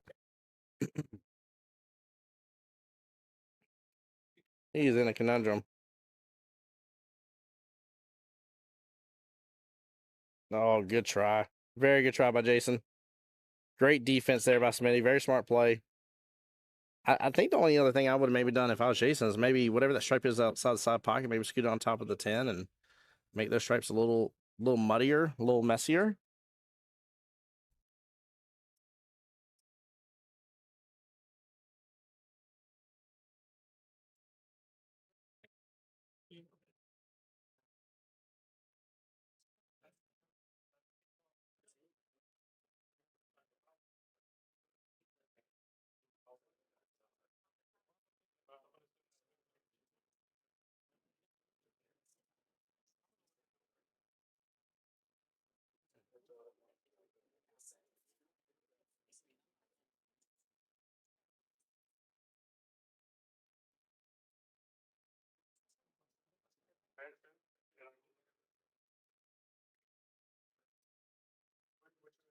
Hmm.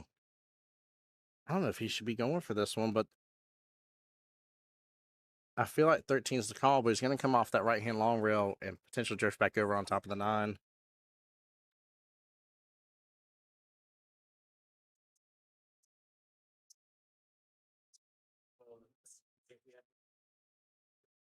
Yeah. Oh, wow. He showed. Oh, my goodness gracious. He got some power behind that. What a shot by Smitty. Goodness gracious. I am very impressed by that shot. Hold on, high behind the 5. Get away from it. Look at the stroke he puts on this, though, chat.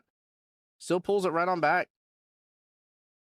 I didn't think he'd get that sort of angle on it. And I mean, he stroked the snot out of it, dude. That was such a good stroke.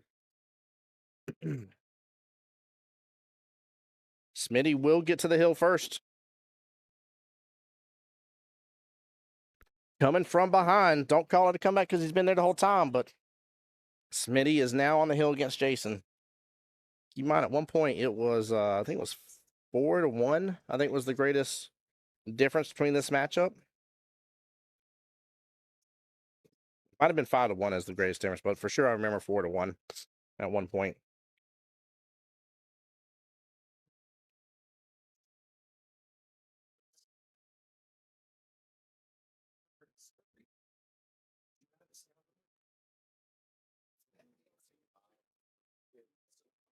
Sorry, whoops. Helps me update the team score. There we go. There we go. 18-18.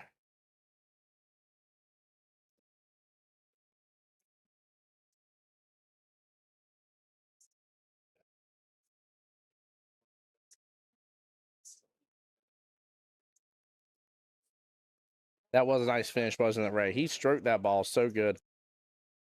I at least feel good that I called it right, that he should have went after that ball, but I just didn't know anything else he was going to do. Like, he's just going to have to take his mess and, after that shot. And, I mean, he stroked through it so good.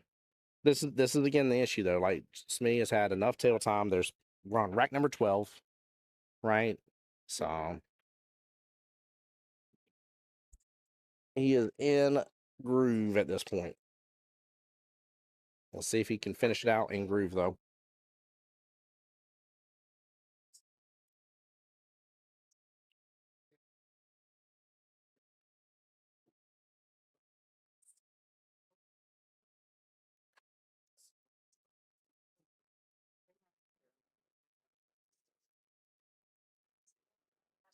Yeah, we're not going to be getting stream here, by the way. I'll have to get updates and stuff, so bear with me for just a moment. But once this matchup is done, I'm going to switch over tables here.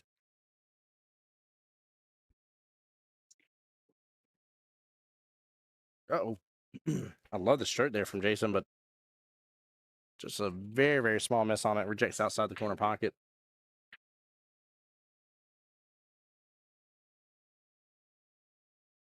Smitty curves the ball on around and is on the 8 beautifully. Wow.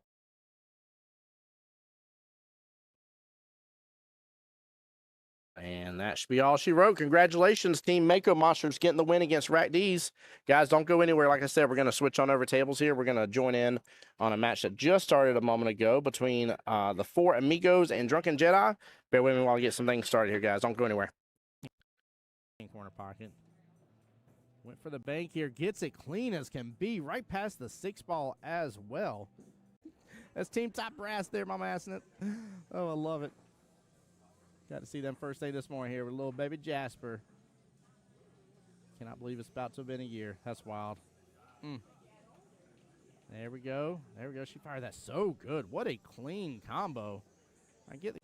He's trying to put bottom. Still force the 5 on through.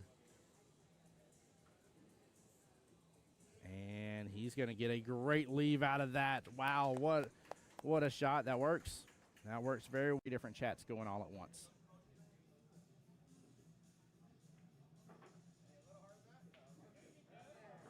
And that will do the trick right there. He lands it perfectly. Great timeout. Well played here.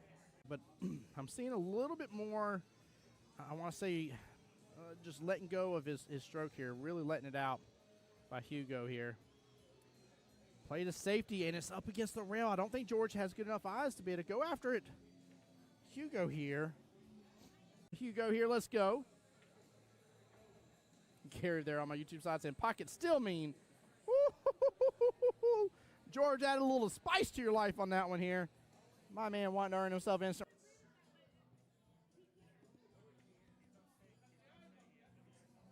Oh, what an out from Miss Debbie. Well played. Debbie getting the enough room past that 5. So. Oh, he's looking at the combo. Oh, yeah, he's looking good at the combo. Look at that. Side pockets open up for it. Cam's right on over. Beautiful. What a nice little shot. Minutes into the stream going live, in which a couple of those we weren't even on the table yet. Goodness gracious. If so, we are rushing through these finals. And she does. What a beautiful out. This is, I mean, Top Brass is 9-ball they're playing, so both on the 6.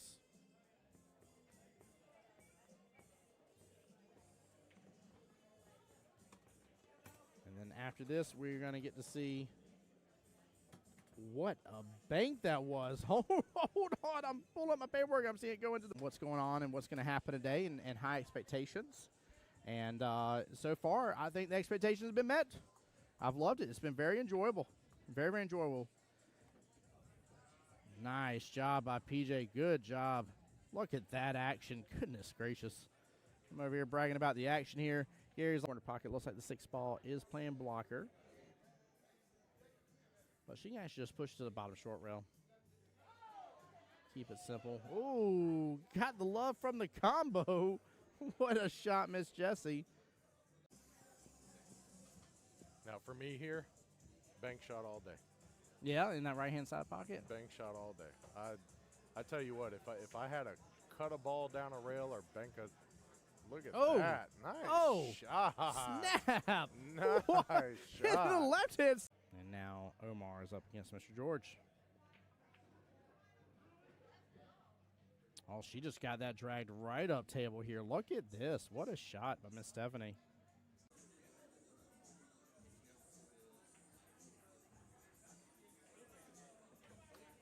Oh, what a bank by John Hummel. Nicely done. And to set himself Karam here off the 3 into the 5 left-hand side pocket. 3 should pop back out. May actually open up for a 3-9 combo. He goes for the Karam down in the bottom left-hand corner pocket, makes both. He says, I don't need a stinking 3-9 combo. I'm just going to show up and show out on stream here. Great job there, giving Miss D some space here on the other table. Table 25, again, rocking and rolling with Strokers versus Wreck and Rolling. Trying to keep eyes out on that as well, guys. I'll keep you guys up to date on the score as I can. Woo, what a fiery shot from Miss Debbie. Well played. Cut that in. It's tough from the camera angle to tell. If the 1 has room to come past the 8 to the bottom left-hand corner pocket, I'm not as worried. Then I would say he absolutely opened himself up a good opportunity here. Kit with the drain, though, top right-hand corner pocket. What a shot. Wow. Play a defense here. He's going to let it stroke out. And leave will do the trick here. 3 blocking access to the 2 stripes on the left-hand side pocket, the 11 and 14. 8 looks like it's blocking access to the 15 here. That was actually a very brilliant leave. Ben looks like he may be opting here in just a second to start taking over that top right-hand corner pocket. Went for the bank here. Gets it clean as can be. Right past the 6 ball as well. That's Team Top Brass there, Mama Assing it. Oh, I love it. Got to see them first day this morning here with little baby Jasper. Cannot believe it's about to have been a year. That's wild. There we go. There we go. She fired that so good. What a clean combo. I get it. He's trying to put bottom. Still force the 5 on through. And he's going to get a great leave out of that. Wow, what a shot. That works. That works very well. Different chats going all at once.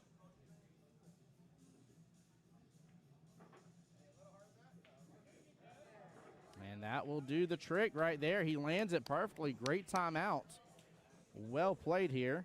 But I'm seeing a little bit more, I want to say, just letting go of his stroke here. Really letting it out by Hugo here. Played a safety, and it's up against the rail. I don't think George has good enough eyes to be able to go after it. Hugo here. Hugo here, let's go. Gary there on my YouTube side saying, pocket still mean. Woo-hoo-hoo-hoo-hoo-hoo. George added a little spice to your life on that one here. My man wanting to earn himself instant.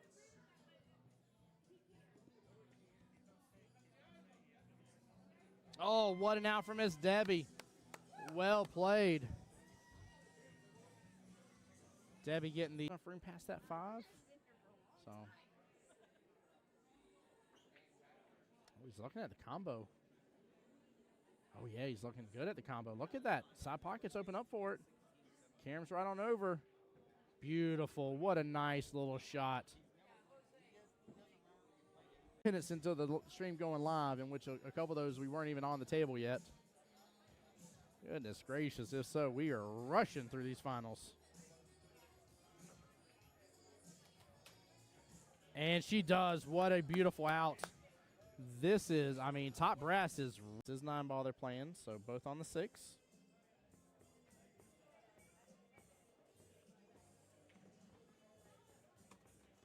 And then after this, we're going to get to see what a bank that was. Hold on. I'm pulling up my paperwork. I'm seeing it go into what's going on and what's going to happen today and high expectations. And so far, I think the expectations have been met. I've loved it. It's been very enjoyable. Very, very enjoyable. Nice job by PJ. Good job. Look at that action. Goodness gracious. I'm over here bragging about the action here. Gary's corner pocket. Looks like the 6 ball is playing blocker. But she can actually just push to the bottom short rail. Keep it simple. Ooh, got the love from the combo. What a shot, Miss Jessie. Now for me here, bank shot all day. Yeah, in that right-hand side pocket. Bank shot all day. I tell you what, if I had to cut a ball down a rail or bank a, look at that. Nice shot. Snap. Nice shot. The left hand. And now Omar is up against Mr. George. Oh, she just got that dragged right up table here. Look at this. What a shot by Miss Stephanie.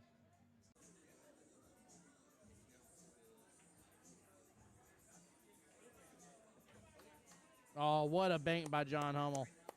Nicely done. And instead of Karam here, off the 3 into the 5 left-hand side pocket. 3 should pop back out. May actually open up for a 3-9 combo. He goes for the Karam down in the bottom left-hand corner pocket, makes both. He says, I don't need a stinking 3-9 combo. I'm just going to show up and show out on stream here. Great job there, giving Miss D some space here on the other table. Table 25, again, rocking and rolling with Strokers versus Wreck and Rolling. Trying to keep eyes out on that as well, guys. I'll keep you guys up to date on the score as I can. Woo, what a fiery shot from Miss Debbie. Well played. Cut that in. It's tough from the camera angle to tell. If the 1 has room to come past the 8 to the bottom left-hand corner pocket, I'm not as worried.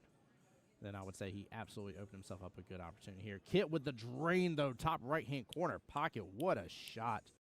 All right, guys. Appreciate y'all hanging in there. We are joined into a 1-loss side bracket match. Sorry, let me adjust that. There we go. Look at that. Nice overlay by Kelly. Four Amigos already up 2-0 in Ryan's match against TJ.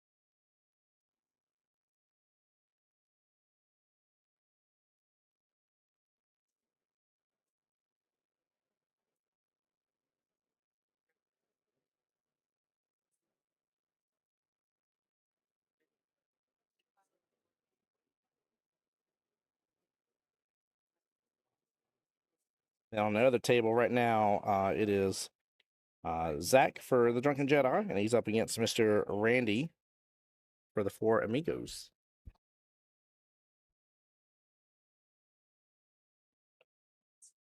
I feel like you guys are going to want to see a little bit of both here. Sorry. That ain't going to work out. We'll sit at this table for right now. That ain't going to work out the best. Sorry, guys.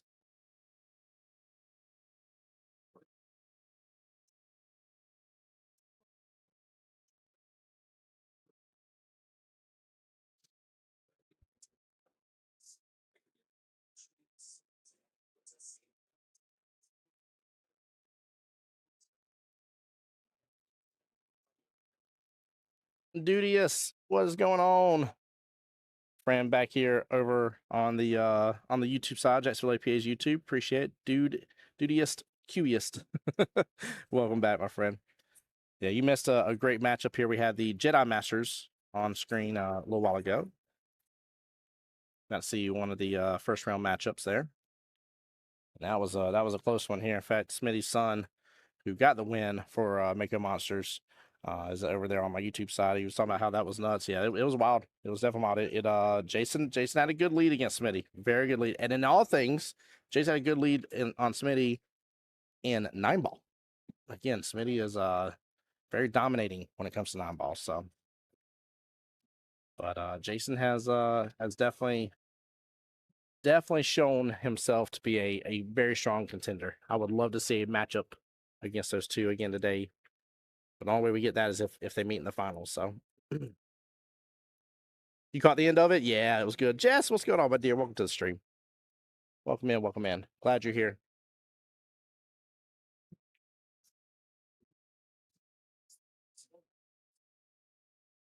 Also, guys, just to update y'all, with this being at OG QBall, keep in mind we are with Padawan Masters right now for this one. And we are on 8-foot diamonds for Padawan and for ladies.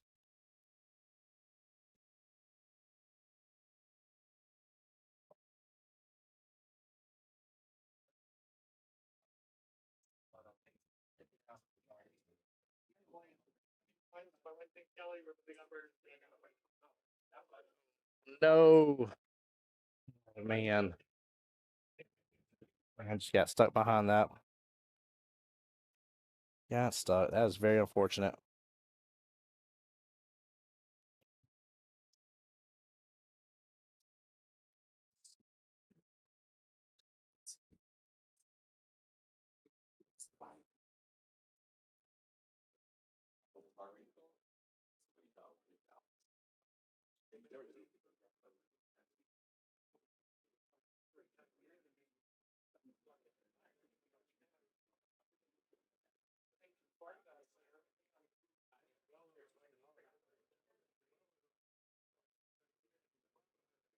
Yeah, ouch indeed. Ouch indeed. Unfortunate situation.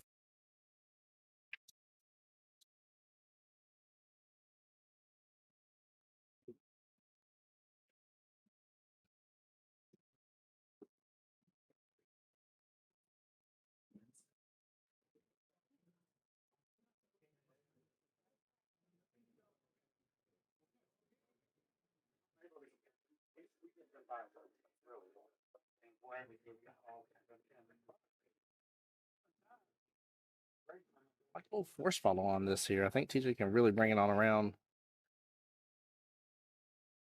Goodness gracious. He put a little bit of a stroke on the way it kicked off that bottom short rail and kind of drifted back left a little bit for our screen. So he was loading up a lot of right English on that by the look of it. Interesting. He must have been a little straight on that than what we thought. But I mean, what a good leave.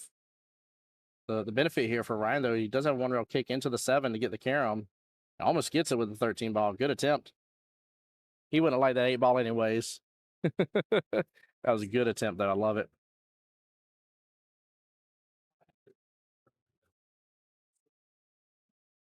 TJ was hoping to be out a little further on that, but he's still okay. Don't load up on this too much, but I think he can get right back around for that 4 just fine on this. Oh, going for the defense, using 8 ball as a blocker, and somewhat the 7. Smart plays here. Smart plays.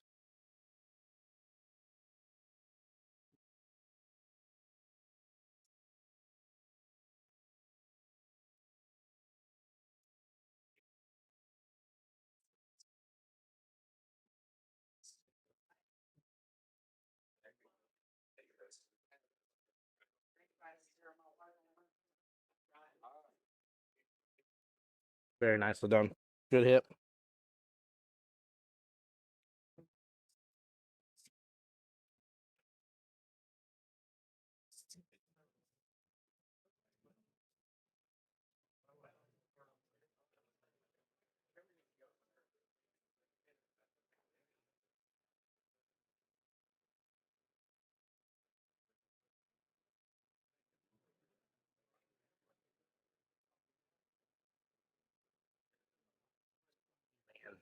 He put a good stroke on it too. Small miss again. He's not leaving Ryan with a lot to work with though. That's the big plus right now. That cue ball was up just a little bit further. That 13 goes all day long. Bottom left hand corner pocket. And he's definitely got the 8. So Ryan's going to respond in kind, going with the defense, forcing TJ to slice. I don't think he can, but we'll see here. If he gets down on the ball, he probably can slice it just thin enough. Yeah, he can. I was about to say, trying to force TJ on that 4 ball. Oh, don't scratch in the process. It's the only thing he didn't need to have happen there. Oh, man. That's tough. That is tough.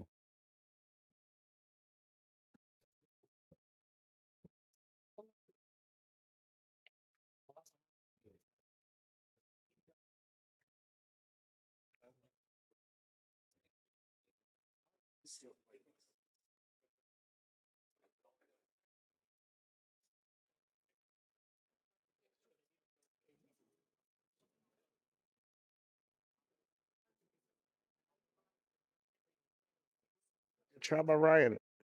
He had the chance there. 3-0 would have been a nice lead here. Let's see if I can find out the score of the other rack. Actually, Jess is over there keeping up with everything, I think. We'll see if we can find out. Oh, cue ball off the table. All right, that rack will go to Ryan. 3-0.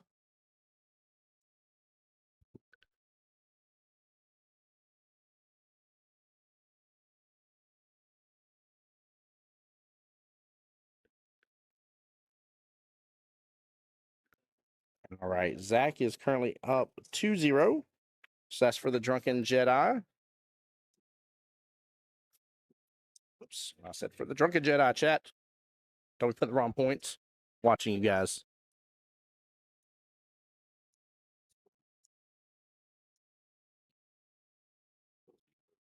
So it's almost like the opposite effect is happening in between tables here.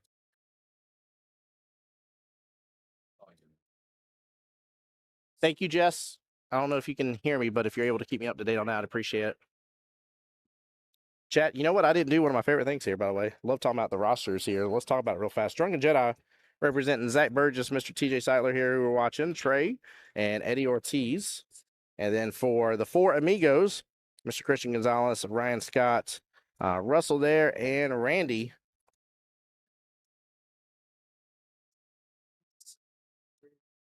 You hear me? All right.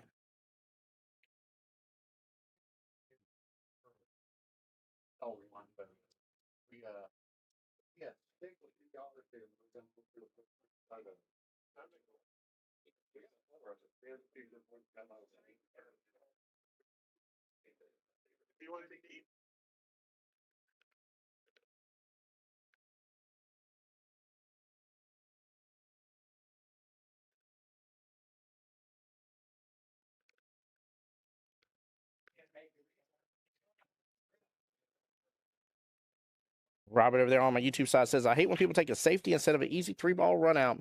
Yeah, it's it comes to question, right, Robert? Sometimes you're so defensive minded and it's a lack of believing in your stroke and the run that you have in front of you. And I see it happen every once in a while. It definitely creeps up in my game, and then afterwards I get a little annoyed with myself. So I'm like, if I would have just trusted my stroke, I could have had the run, and I should always you should always trust yourself, right? You should bet on yourself over betting against the other player, right? And I think that's a better mindset, right? But yeah, I don't know, man. I'm not ever upset about it and angry that a player did it, but I'm just saying I can kind of relate. I get upset myself though, that's for darn sure. That's for darn sure. But Robert, welcome to the stream, man. Hope you're doing well and blessed. Thanks for being on the YouTube side. Guys, for everybody across all the streams, by the way, we're on 3 channels at once. We're on Jacksonville APA's Facebook, Jacksonville APA's YouTube, and my YouTube as well, the Voice of Jacksonville Pool. As if y'all get a chance to, it takes you just a moment to hit that subscribe button on the YouTube channels. It's free. It means a lot to us as well. We're trying to grow both channels. And if y'all enjoy some good, wholesome league amateur pool here, that's what we have, guys. We got a lot of people in here in Jacksonville APA that love to be on stream and represent, and blessed to get to travel around and go to some of the different tournaments and events around as well. So you get to see a little bit of everything.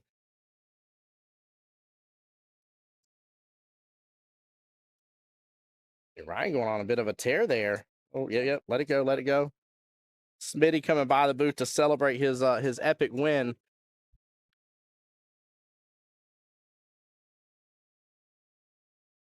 Yeah, Smitty's corrected me here, so I wasn't sure. I wasn't remembering correctly, not, but yeah, Jason was up 5-1 at one point. I'm telling you, man, Jason had it for a moment, and Smitty comes on back, wins 6 in a row, 7-5 overall. That's a huge victory, man. He's proud of that. He should be too. He should be proud of that for sure. Jason put a hurting on him though. I mean, that was wild. Definitely. Oh, I see Perry over here celebrating. Looks like he may have won. Oh, not yet, he says. Okay. Today's the day to come by the booth and celebrate here. I love it, chat. You got to think, though, guys, in all honesty, there's a lot to celebrate about today, though, right? This has been a year in the making. So when we come back here in March, right, and Ladies and Masters starts back up again in March, they are going to play the entire rest of the months here, all the way back to February again, to then play for their right to go to Vegas in the spring, which I didn't look yet, chat. Those dates are, woo. Better go to poolplayers.com. Those dates are rapidly approaching. In fact, let me see here. For the pool championship, specifically for Masters division, yeah, the end of April, April 28th through May the 1st. That's for the Masters. And then for the Ladies Championship, that's just a few days before. Ladies will be April the 27th through the 30th. I mean, goodness gracious, guys. We just got in February. Here we are 2.5 months away from that. Huge. Absolutely huge. I'm telling you, too, if you have not been during that time frame, it's definitely a fun time.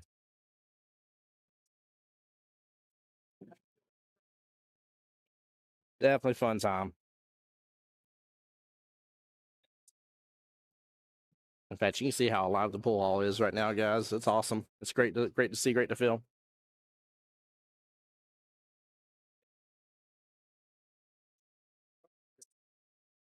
And I hope you guys make sure to stay tuned throughout the day with us as well, because we're gonna finish all this out tonight. Jedi Masters team going to represent Jacksonville APA in Vegas. You'll have the Padawan Masters team going for the Vegas experience.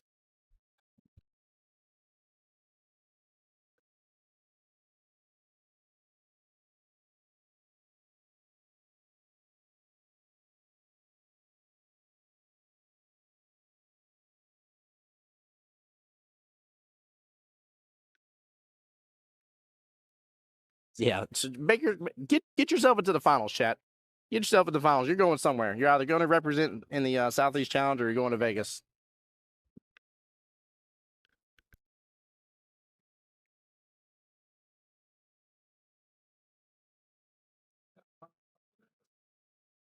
Can I get a watch over here? Want me to watch again? And there goes Jack volunteering again to watch hits. I tell you, man, that man is around during a tournament. He is absolutely more than willing to help out. We appreciate that. Thank you. Shout him out. And shout out for everybody else, too. I know Justin's match was already done. He was nearby. He watched a hit earlier. We got plenty of us in the room. We can watch some hits, guys. It's a good hit by Ryan. Oh, I thought he got on the pocket point for just a second there, but there is actually very, I mean, it's not much, but he's got a sliding on his 13 that he might be able to drift that cue ball on over. Better get the 14.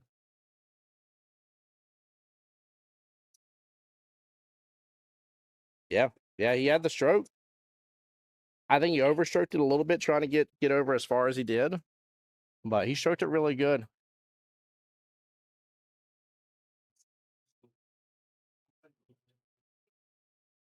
He stroked it good. And again, at least he left Ryan a little tough. I mean, he straight topped over the 8.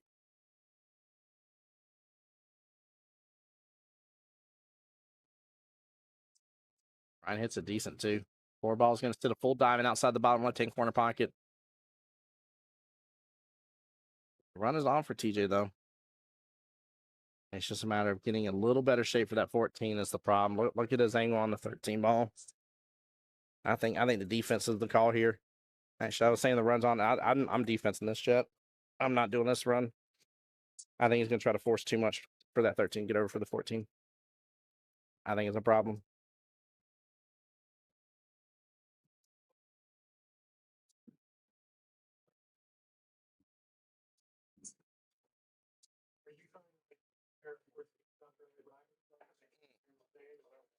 Almost gets a secondary hit in there. You can't help but to laugh about it.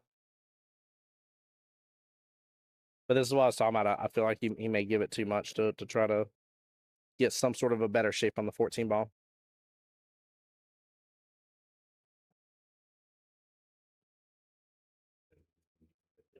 There we go.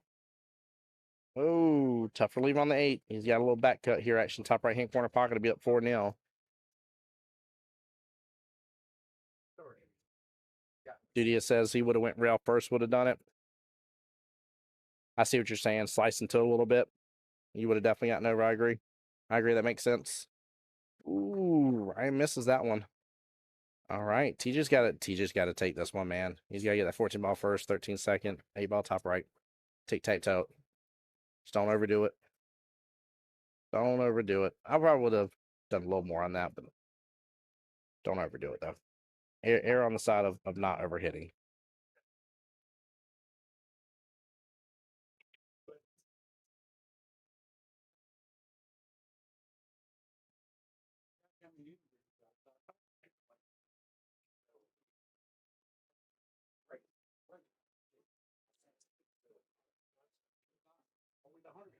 All right, good out by TJ.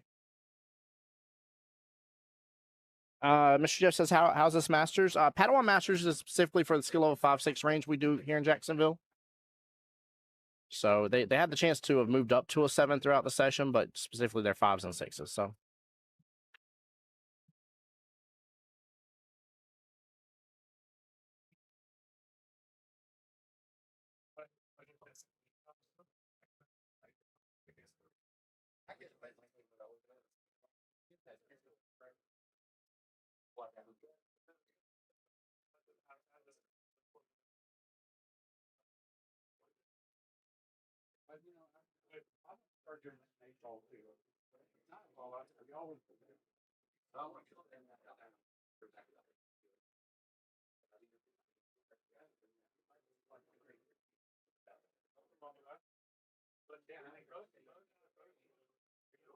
Mr. Jeff, you're good, sir. You're good. You were just asking. I assume positive intent from you. You were just asking question. Padawan is something unique for us. It's it's been a very interesting league for sure, and I think it's offered a lot of benefits to give there's 5 and 6s a way to kind of step into the deep end of the pool of what Masters has to offer while amplifying their game, which, I mean, a lot of them have absolutely grown over the course of the year being in Padawan Masters. It makes complete sense as for why. And it's definitely a good time. Definitely a good time. Now, they don't get to go play in Vegas. They get to go have a Vegas experience is the difference between them and regular Masters for what they're shooting for today. But you're still going to be in Vegas. You still get to go play Mini Manias. 2-1 right now in favor of that. Looks like Randy got a point right there. So that's going to give Four Amigos another point on the board, making it 4-3 overall.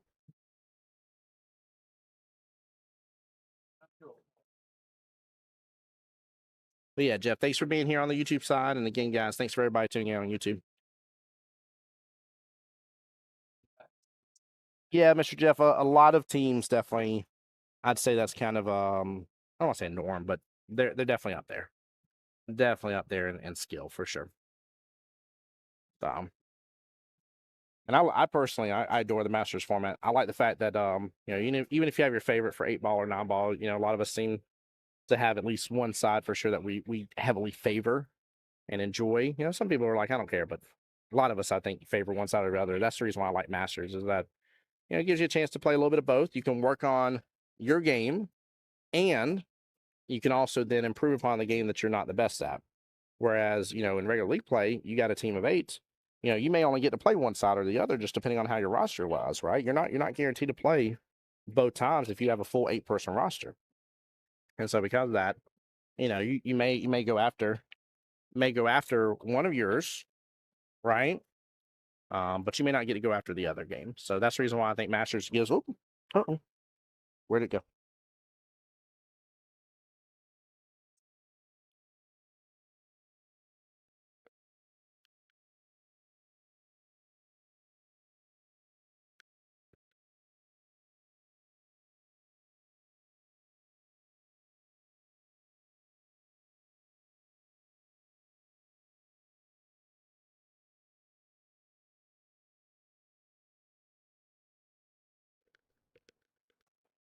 But yeah, that's the reason I think Masters is such a huge format.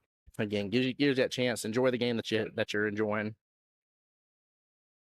while still getting to improve the game that you need to improve. So there's something to be taken from both sides, 8-ball and 9-ball. You know, both you can work on skills for the other.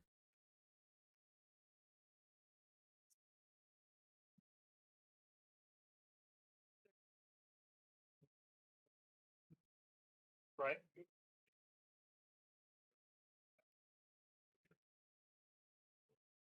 Decent break there. Good out by Ryan, though. TJ just trying to get a little bit in stroke here now. Because we have done our 5th rack of 8-ball, they are on 9-ball now.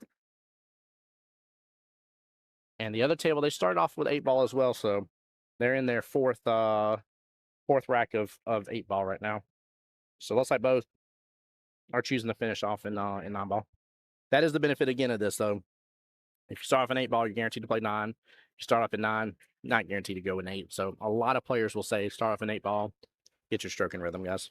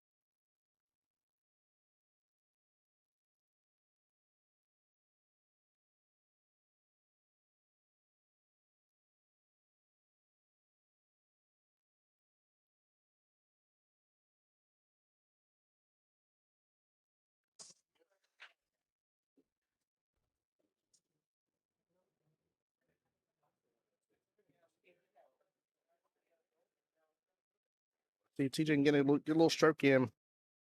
Oh, gets a little love on the table, but tough relief there on the 4. If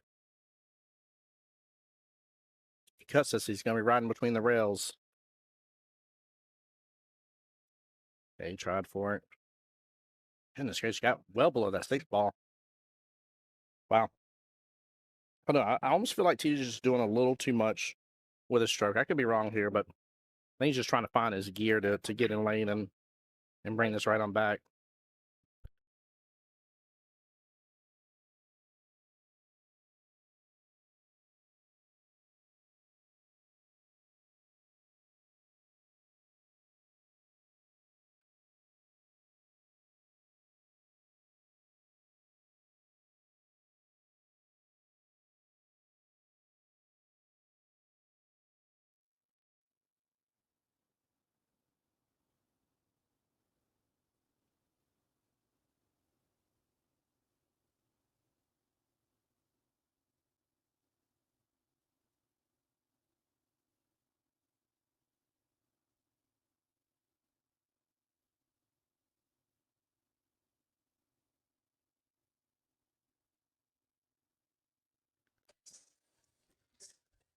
And just hitting the nail on the head. He needs to calm down.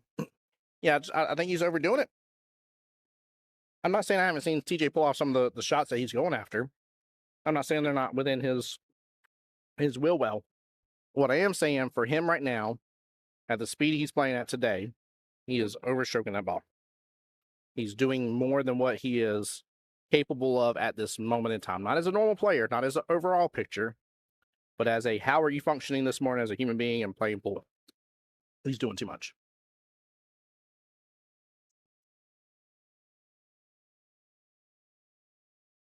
What a slice by Ryan in the side pocket.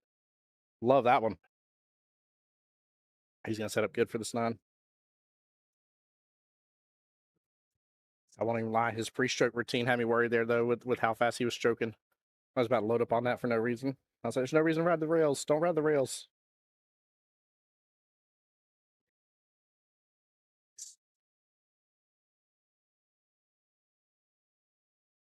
Good out by Ryan.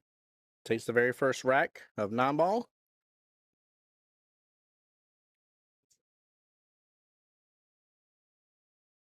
And last update we had was 2-1 in favor of Zach versus Randy over there. Jess, they're still on the same rack, right? Been trying to keep an eye out on it. It's easy to get lost between them.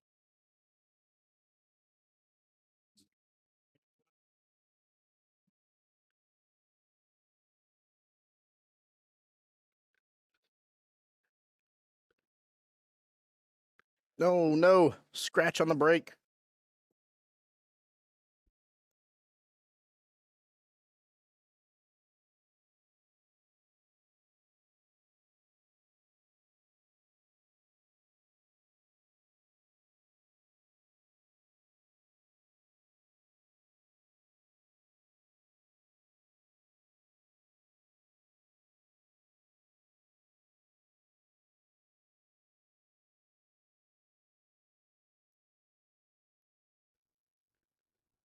All right, nice little early out there.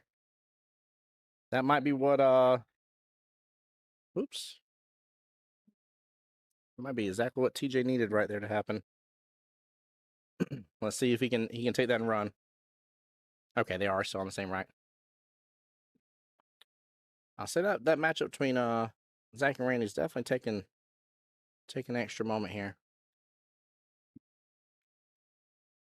Mike's actually being called over for a watch hit over there. Looks like the cue ball on their table is snookered up behind 2 stripes that Zach is on.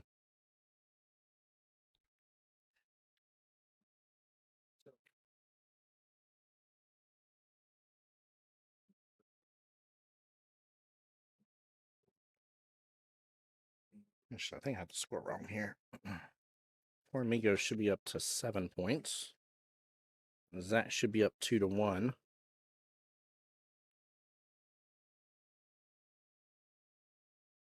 And that means Drunken Jedi should be at 4. There we go. There we go. Oh, unfortunate. He's going to pot that 2-ball too. Oh, no, he made the 9. I didn't see that. Chat. Oh my goodness gracious! I look over and try to fix scores here for a moment, and Ryan's actually taking an early 9. I'm sitting here saying unfortunate. Oh my Lanta. Ryan will be on the hill first against TJ. If he closes out 7-3, this is a really, really big win for Four Amigos. And then this is a one-loss side match. So Four Amigos came out of their loss losing against Team Watch This, and Drunken Jedi came out against Bama Masters. Now Watch This and Bama Masters are playing each other, so.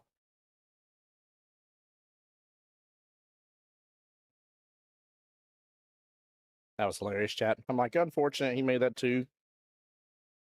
Man, that made the 9-ball unfortunate nothing. Nice defense there by TJ. Good control of the cue ball.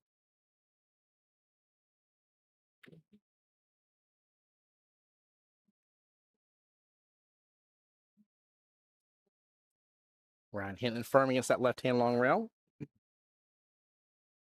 Dudious over there on the YouTube side, Jacksonville APA YouTube, rooting on Mr. Ryan here. Definitely give it up to him. He's shooting good. And I honestly, I don't think he needs to let off his pace, too. I feel like he might be a little bit of a faster pace player for me at times. But I think with the way TJ is shooting, I think he's playing exactly how he needs to be playing right now.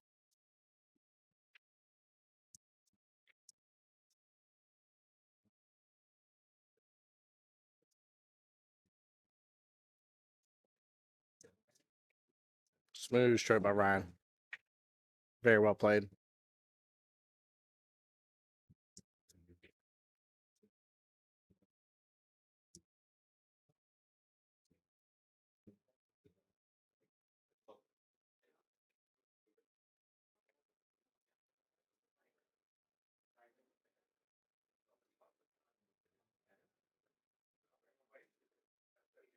Good attempt on the bank. Just a little short on it.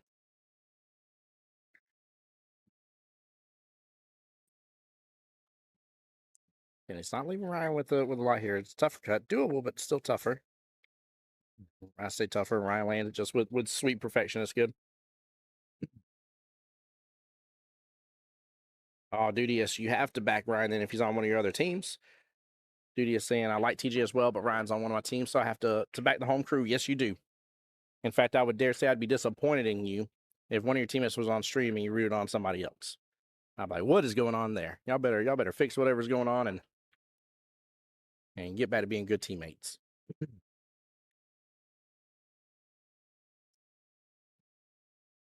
6-2, Ryan. Okay, so I gave one extra point earlier. Thank you. That'll put it 8-3 for their all team score then. Which looks like Randy just got the win over there for the Four Amigos.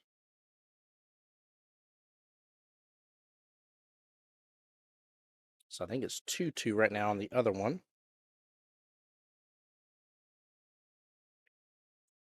Actually, no, I had the score right. Yeah, I had the team score right. 2-2. Yeah, now the score should be right. Feel free to update me, Jess. I might be getting wrong with it, but I think the other matchup, they're on their 5th rack of 8 ball. And I believe it is 2-2 right now. For Randy for the Four Amigos versus Zach for the Drunken Jedis.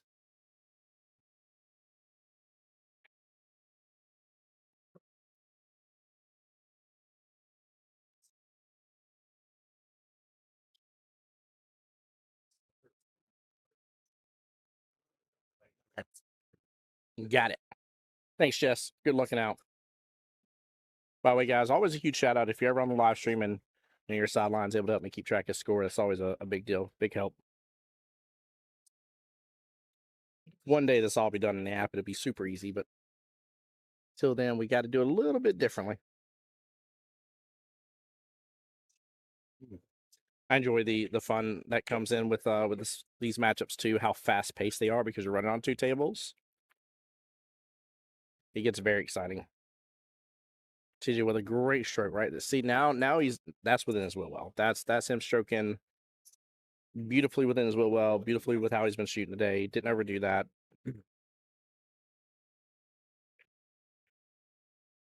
There we go. Nice out by TJ.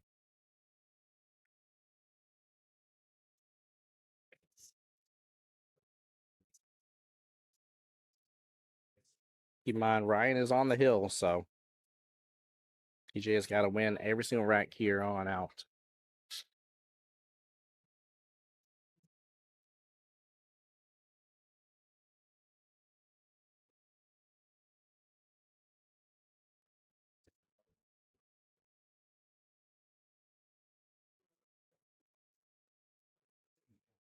So, Chad, I feel like we got quite a few people from around the nation on live stream right now. So, how's things going in your area for your APA league?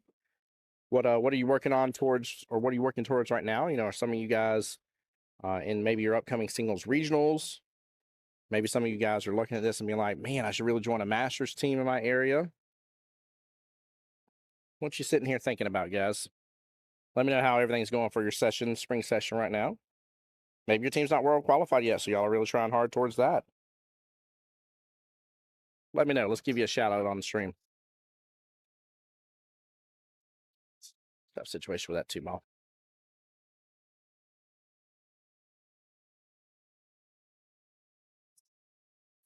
Mr. Dakota Grady over here.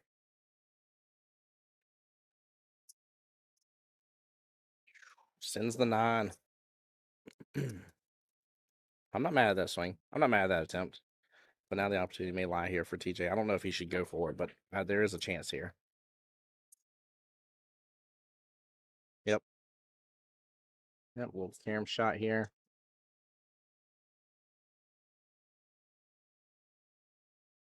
Good attempt. Good attempt. I can't blame him for trying to swing at that, honestly. Now the 9 sitting up with the 8-5.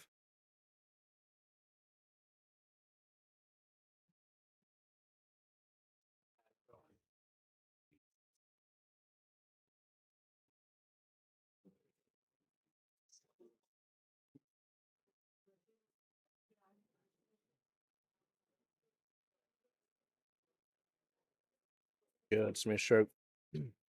Good setup for the 3 bottom right-hand corner pocket. And if he, I was about to say, if he can get to it and be above that 5 should still go in that right-hand side pocket. It's just a matter of getting action on over.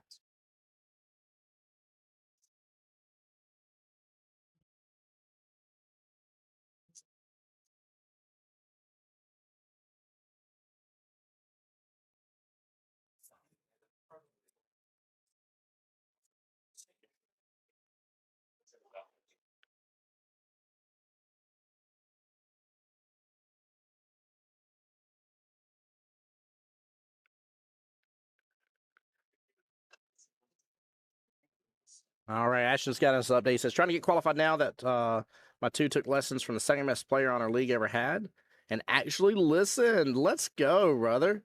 That's huge, man. That is huge. I tell you, we're blessed in this area. There's quite a few different people you can get lessons from around the area. So it's huge. There's a lot of opportunity. If you're wanting to actually learn up your game, there's a lot of opportunity.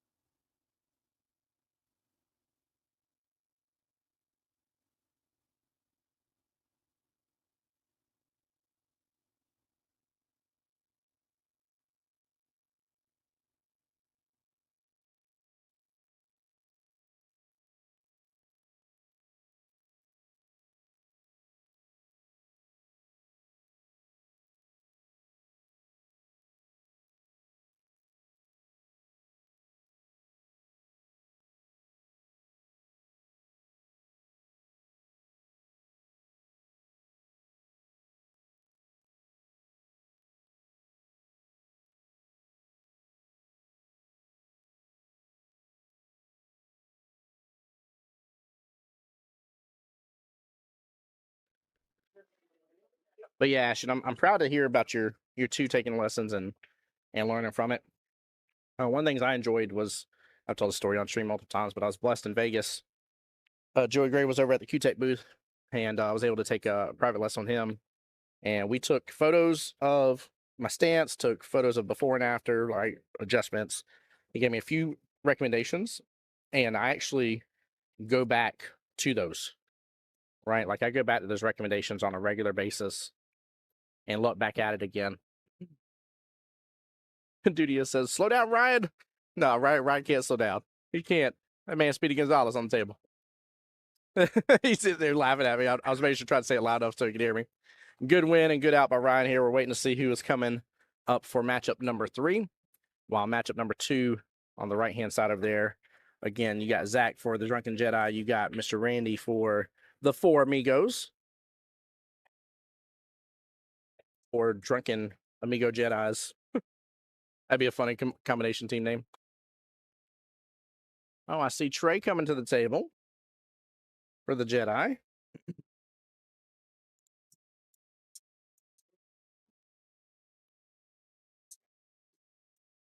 And just a moment while I get everything adjusted here, guys.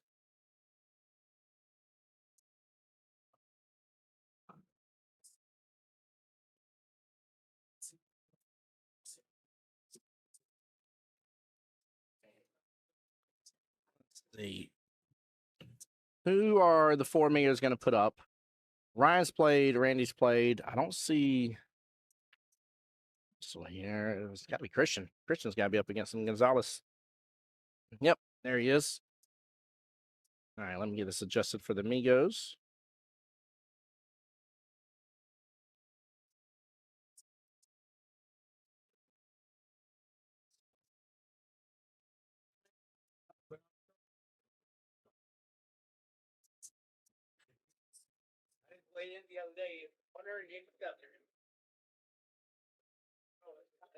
All right. Looks like we see everything coming out. They'll start with 8 ball. So 5 racks, 8 ball. We will see 9 ball guaranteed to come up in this matchup. Four Amigos leading 9-5, I'm sorry, against the Drunken Jedi right now. Great victory there by Ryan. Well played. Kept a good pace against TJ. TJ was trying his best just to find a gear. Couldn't ever get it.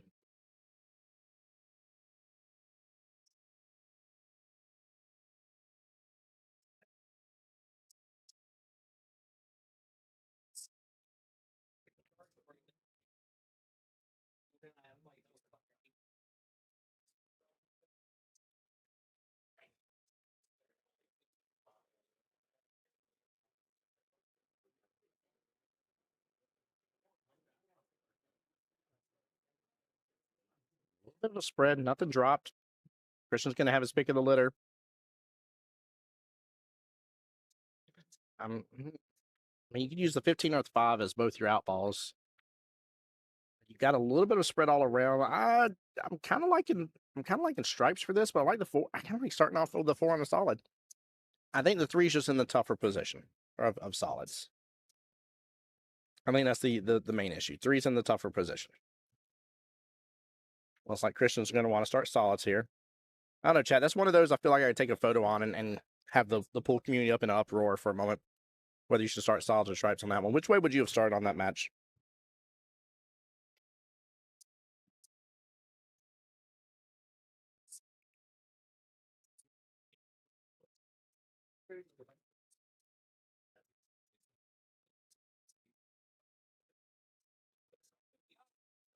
Nice little stroke by Trey.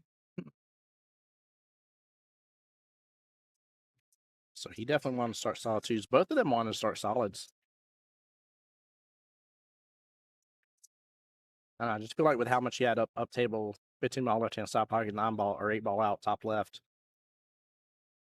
But I mean, he set up real good for the 3 ball. So, and I'm assuming the 6 has enough room to go by the 13 top right.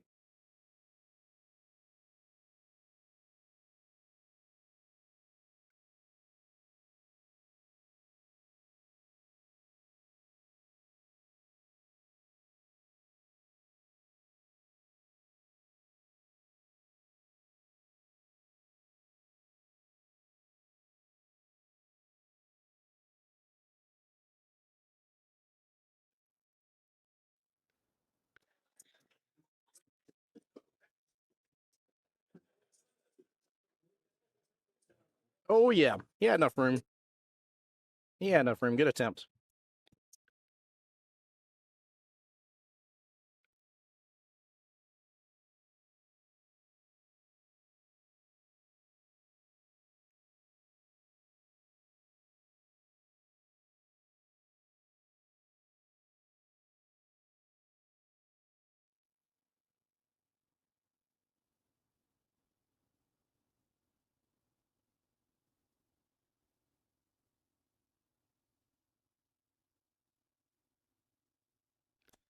Randy just got the win against Zach on that 3-2. 3-2. So good out for Randy, and they move on to 9-ball on the second table. There you go, Holly. Although I know you're in the building, I appreciate you being in the stream, supporting the stream too.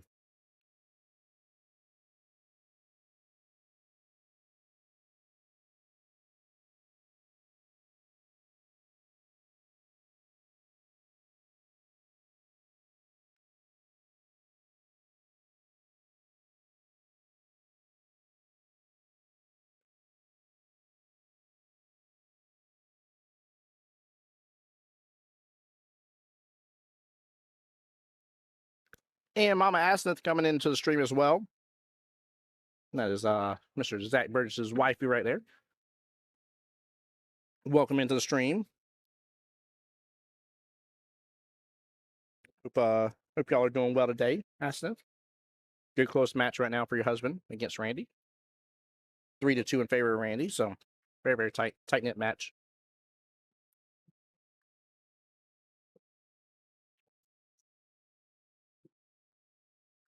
Good stroke trying to get out of there with that 6. He's not in bad position. He's actually not in bad position at all. It's just going to be a question of 6 to the 8 and just getting something on it without overdoing or running into those stripes. But he has the ability to set himself up just fine right here.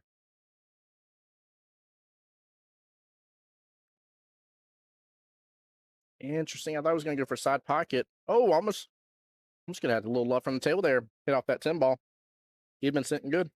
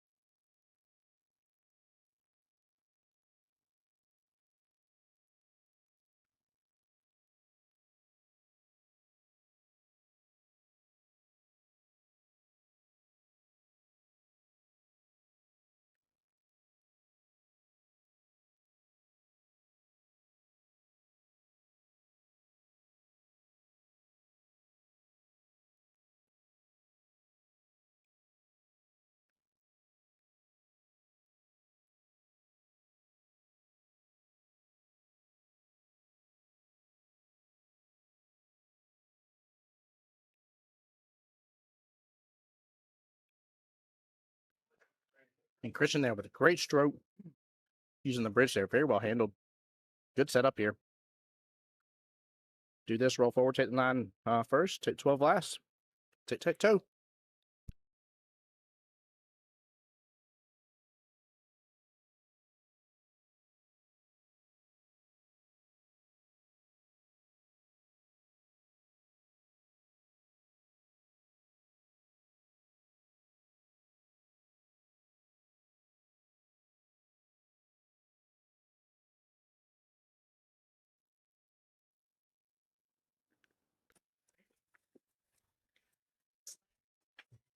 Oh, it drifts off just a little bit. He had it. He had the run there, chap.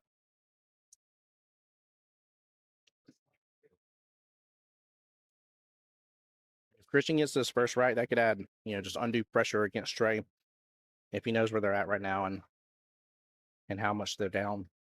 So that could have been a really, really big deal for the Four Amigos and for Christian, which still could happen. Let's see if Trey can run this out, though. I mean, he's got the run as well. The run's possible. Roll too far forward. I still want to be on that right-hand side of that one ball.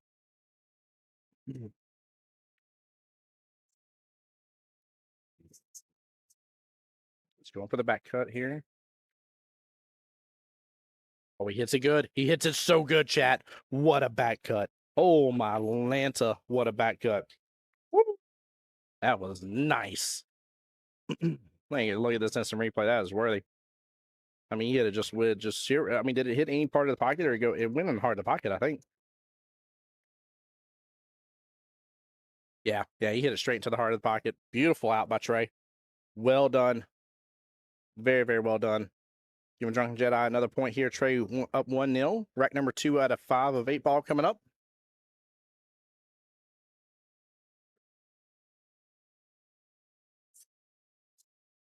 Let me say hi to the people. Here you go.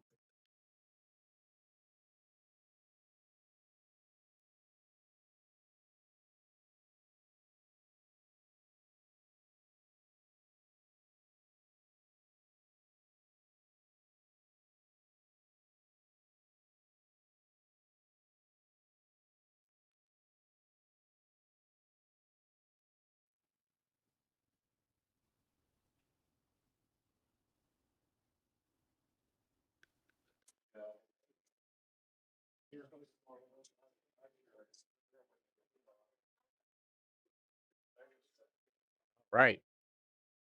Rack number 2 here, chat. Rack number 2.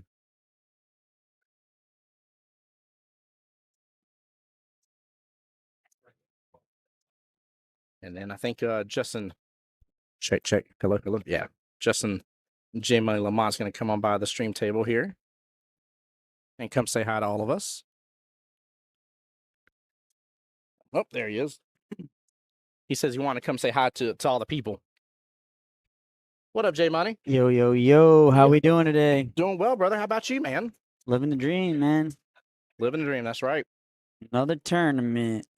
Another tournament. What was crazy about this one is even though it's not physically like triangles is bigger, right? Right, for sure. Yeah. Right. But yet, there's more on the line on this one. Yeah, a lot of good competition in this, right? I mean, it's technically Masters, right? Either way. Yep, either way, even yep. in the bigger one and the little one, but Yep. you know what I mean? These guys are at the top of the tier and they're the lower one too.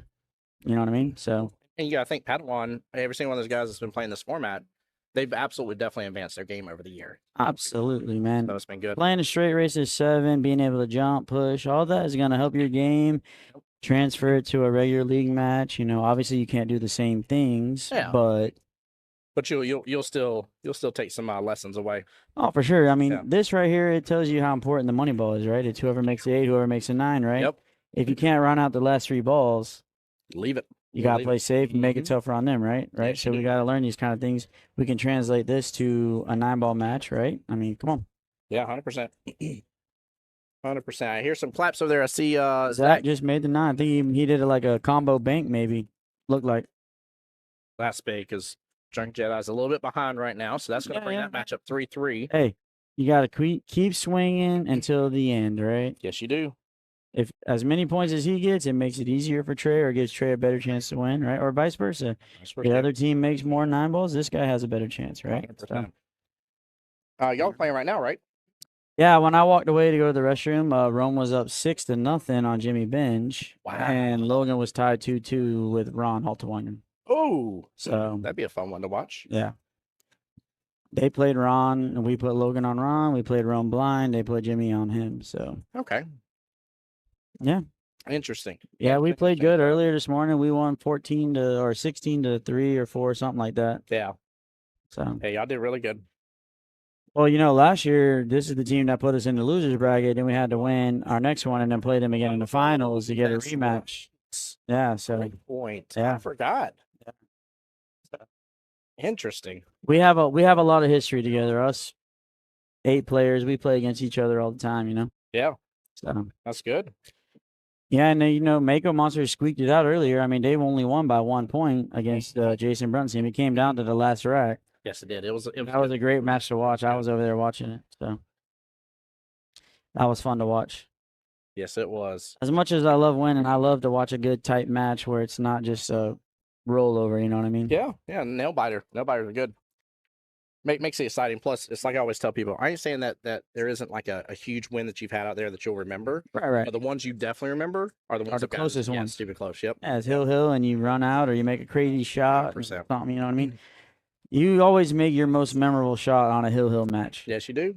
Not a 5-0 match. Little one rail kick into the 8 ball to the corner pocket. Yeah, you know what I mean? Type situation. Yeah. 4-9 combo on a bank, you know, something like that. Oh, your wifey's in chat. She says, hi, hubby. Hello, baby. Miss Samantha Lamont in chat. Hopefully we get to see you today. I don't know. She's on a team, right? Her team didn't qualify, the ladies. Okay. It's funny because I thought most ladies were here, and then like I don't know, like an hour ago or so, I saw several more show up. I don't know where I'm like, yeah, they had a little later start time. Like y'all been playing, right? But no. Speaking of her, she's joining Big Boy Masters next session. Let's go. That's huge. Drop the ladies and making a team in regular Masters. I'm stoked to hear that. I'm very stoked to hear that. Yes, that is very cool. I think more people should be inspired to do that kind of stuff, right? Yeah. Granted, I know you might think since we're playing for a trib and you might not have the best chance, but who cares? Just come play, have fun, get better. Man, if that's the only thing you ever come to league night playing for, I think you're missing out. Absolutely. I think you're missing out. I ain't saying that shouldn't be a reason. Oh, yeah. I ain't saying that ain't the cherry on top. Right. You know what I mean? But I want the rest of the milkshake. Exactly. Right? Like I come play, come get better, come have fun. Yeah, I want to meet new people. Right. I think that's one of the coolest things with how blessed we've been with a large league like Jacksonville is that we get to see so many different styles of play. For sure. It's so much fun, man. You're like, wow, like, okay, I wouldn't have ran it out that way, but that run worked. Absolutely. I was like, it was nice. It was beautiful. Absolutely. So, but I agree. Good stuff, Samantha Lamont. Definitely. I learned a lot of lessons and a lot of beatdowns. Yep. Winning teaches you a lot, and so does losing. Yes, it does. Yeah, as long as you're willing to take something from the loss, losses can be very beneficial. Absolutely. Jess says a 4-4 should be able to join Padawan. I played TJ last night on the Masters match and beat him 7-5. Yeah. Oh my goodness gracious! He put that bad juju on him. He hasn't won a match yet today. That's why he didn't perform on the table, Jess. What were you doing? You didn't. She didn't put it. She put that bad juju on him. I love it. So good. So good. That's funny. All right, Tim. All right, sir. Well, I think I'm gonna get back to it over there. Yeah, go. I'll check in with you a little bit later and see how things are going and see how everyone's doing. Appreciate you, brother. You be blessed, man. Y'all enjoy and good luck. Love y'all, Duval. That's right, Duval. Not none of this Duval. Duval. What was that? Oh man, one of the best memes to come out of Jacksonville. That's so good. But no, seriously, I'm proud to hear that you're putting together a Masters team, Sam. I think that's cool. And I had a interesting conversation with JT the other day. He was telling me that already talking amongst all the friends and stuff about getting people signed up for the US Amps. He was telling me I think Jordan Jones, him. I think he said Zach is. I don't remember who all he mentioned, but there was like 5 or 6 names of. He's like, yeah, we're already signed up. I was like, dude, you're beating me to the. I didn't even know the window was open. But I guess the window's open.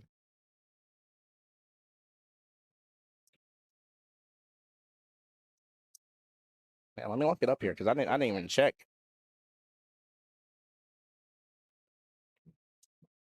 Yeah, entry window's now open for the 2026 event. Goodness gracious. Wow. Man, we've had some exciting matches through that too. You got both the USAM, the standard tournament open to everybody, and then you have the USAM women's as well. That has been some exciting matches that we've gotten to see. And it runs in the Masters format, which honestly, Sam, that Samantha Lamont, that boasts really well for you, anyways. So if you come and compete again in the USAMs, being in the Masters division already, you really can get your prep for it. Really get your prep for it. Good attempt by Trey there. So yeah, I don't always think about that, but I like bang for the buck. And if I'm going to go after that USAM run, being a part of a Masters team is a great way to get good practice in for it. Great way. Wow, that is such a bang for the buck. Then you know what? I'm gonna put this out there as well here. I dare there to be a Masters team that gets all 4 of their Masters members to sign up to participate in USAMs this year. I would love to see an entire team from the Masters divisions come and participate in the USAMs. I think that'd be great. Yep. You played in the. Oh, I forgot about those 2 years ago. I know you did last. I say last year, just a few months ago, I should say. It hasn't been that long. But no, I remember you played in this 125 one. Always a good time. Goodness gracious, always a good time.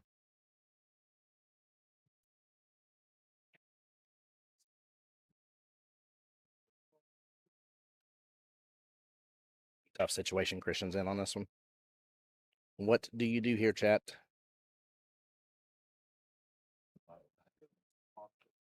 Feel like he's going to try to go in between the 8 and the rail and push the 8 out of the way. So it's going to be tough. Good try. Good try. Yeah, he was definitely up a creek on that one, chap. Those are always hard ones for me at first to really work through. Give me a few extra minutes I can, but problem is you roll up your 5 on top of your 8, you're just gonna start locking things up. Which I mean may not be a bad thing, you know, maybe you're trying to see who makes the mistake first, but Trey with a nice out there getting his second rack. So up 2-0 right now. Drunken Jedi up 8 to, or I'm sorry, for Amigo still up 10-8, but Drunken Jedi making a comeback here.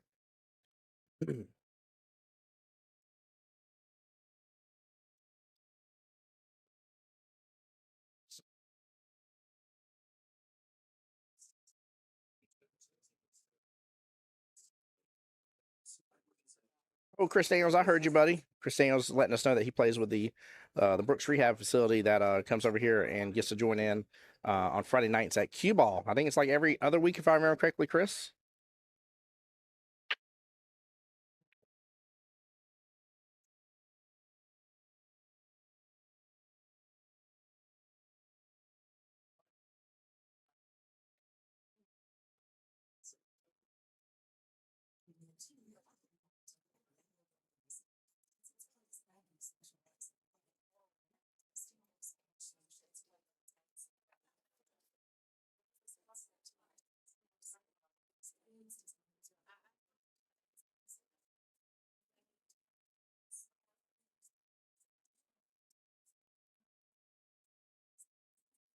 Give me just a moment while this rack's going on. We'll be right back.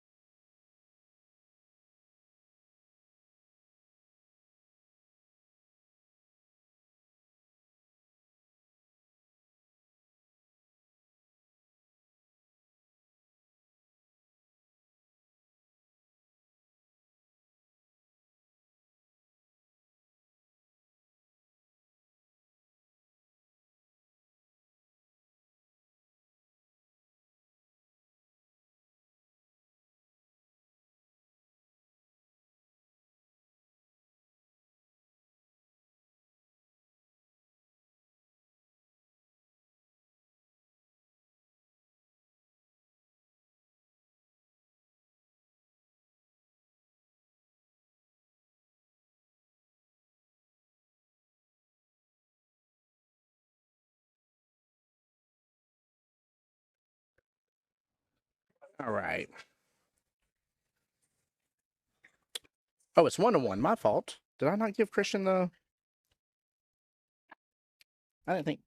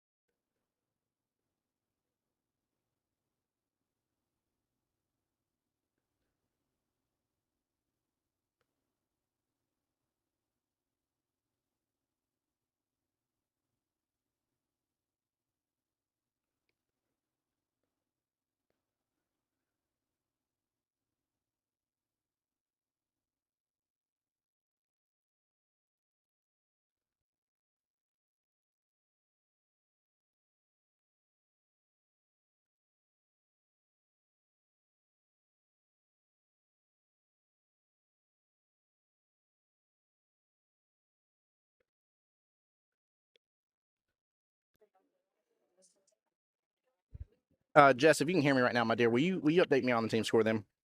Because I believe I've updated it incorrectly. Oh, drew by everything.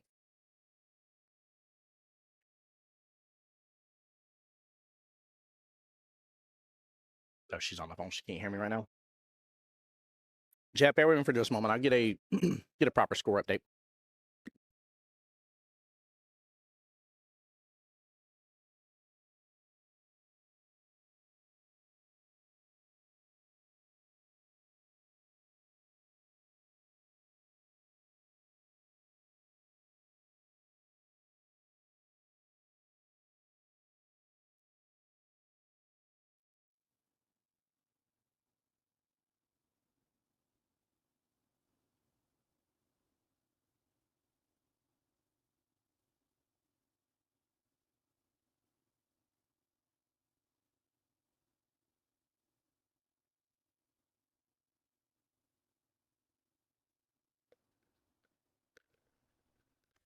All right, let's see here.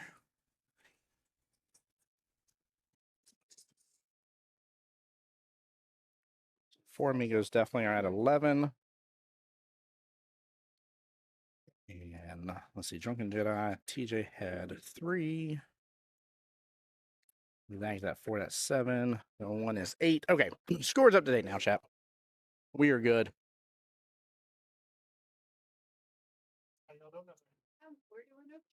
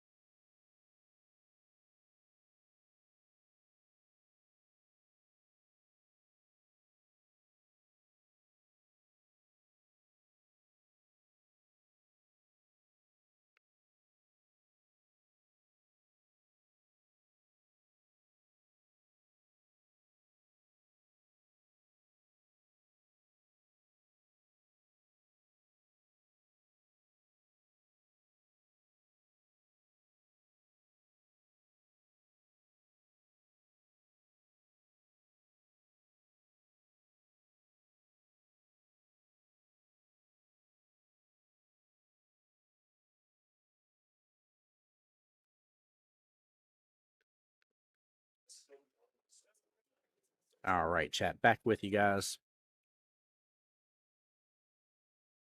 4-3 right now in favor of Zach against Randy right now for the Jedi versus the Amigos.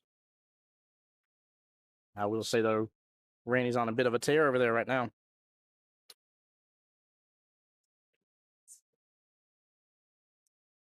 And Trey will get that one up 2-1 right now.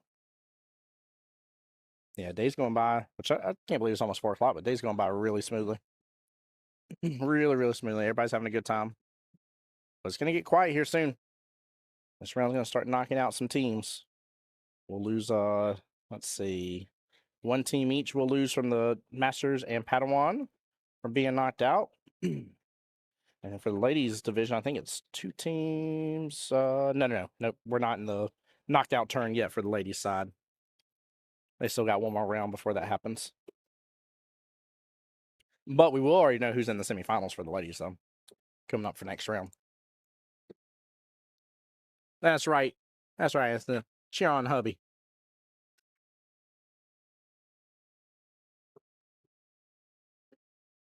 Unfortunate scratch on the break here by Trey. Ball in hand, but again, Christian's gonna be in the what we call the kid's sink behind the second head second diamond there.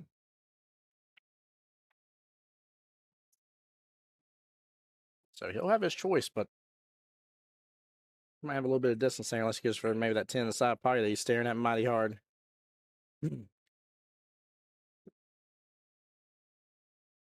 I see if he started solids.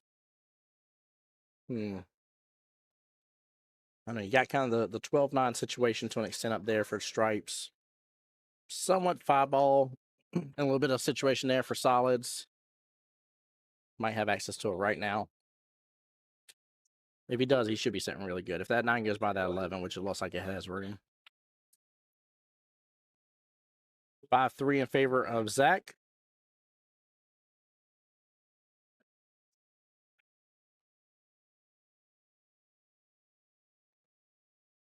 Zach picked that one up. It looked like Randy was about to win that rack.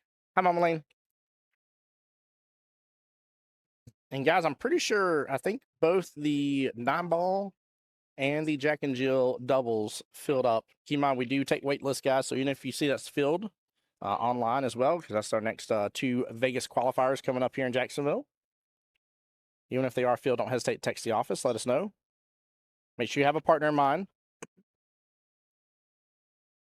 Yeah, they should field. Yep.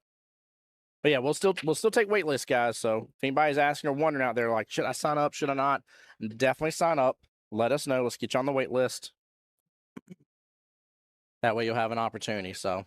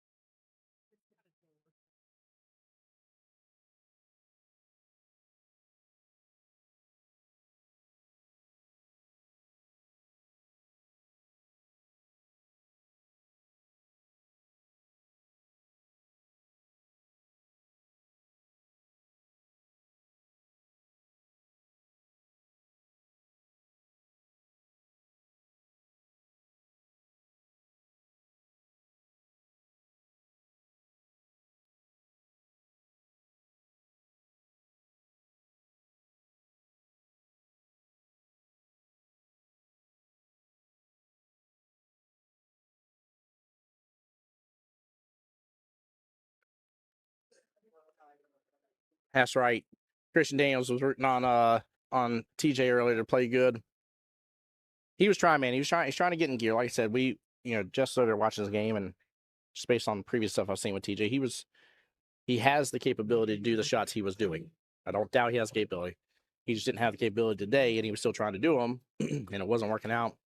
And I don't feel like he was adjusting his game the way that needed to adjust. Nope.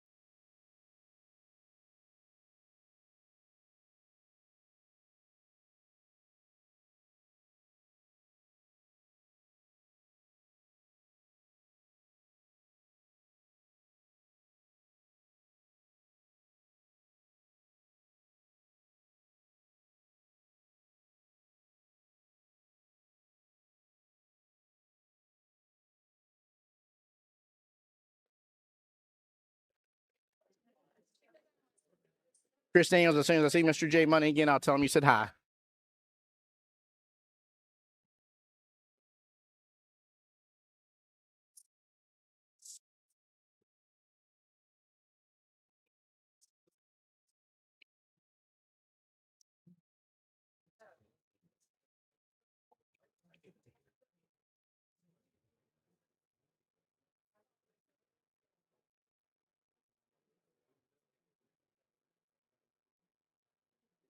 Nice little follow there, going 2 rails back out. Don't think it's served in the best, so I don't think the 6 goes by the 2.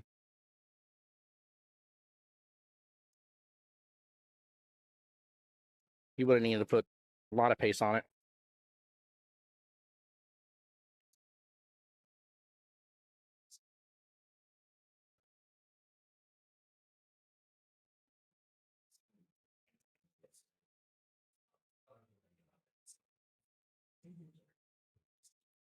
Going for the combo.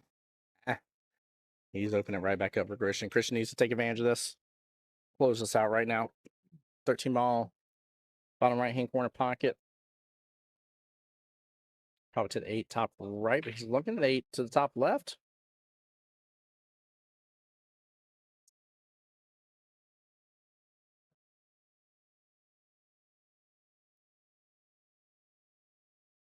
No, he might have been looking at the tangent line from taking 8 top right, tangent line of the cue ball. Make sure it's not going to scratch, I think is what he was looking at. Sorry, I misread that completely, chat. I was like, why is he looking top left for that 8 ball? That just doesn't make sense.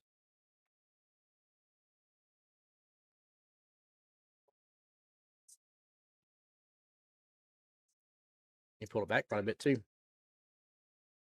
Trey still has the opportunity here though on this.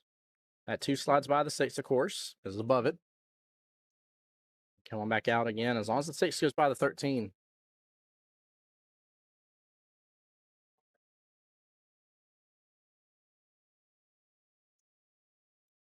Hey guys, for the Padawan League too, man, you got 2 very interesting matchups going on the kind of top middle and the top right of your screen too at the same time. That's Bama shooting on that right-hand table I'm talking about over here, and he's up against JT. That's Perry Poe versus Dave Andrasco. Very interesting matchups. Good throws by both teams, by the way. I like those matchups between those players.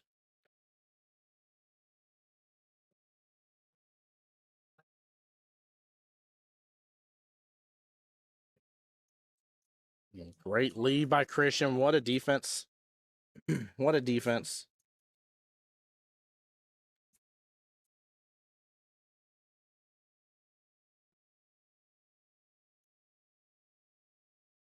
I don't know if Trey's going to be able to control this quite as much.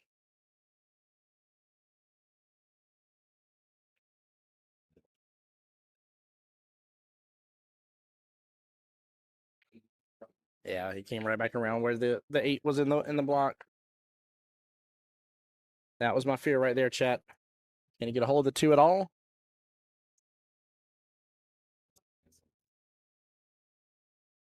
Six to 3 in favor of Zach. Zach brought it right back in the picture here for the Drunken Jedis. Great job. If Zach wins this 7-3, it'll just be a reset. It's all going to come down just to how this match plays out. There won't be anything crazy. So, interesting, though, if that's the way it ends up working out. Ryan getting the win early on for the Four Amigos, 7-3 against TJ.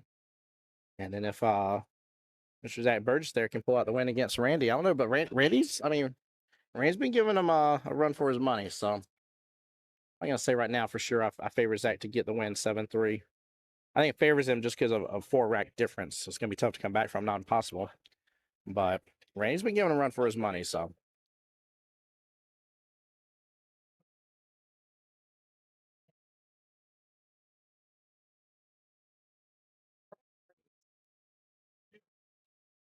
Hey, Tammy didn't, huh?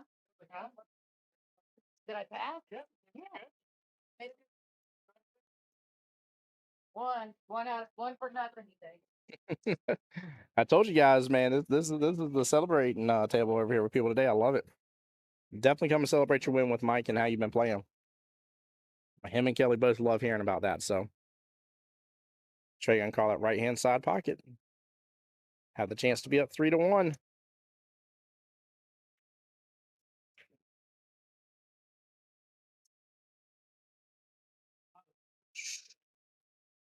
Good attempt. Good attempt. Just off by a hair. Hits the pocket point, bounces back out.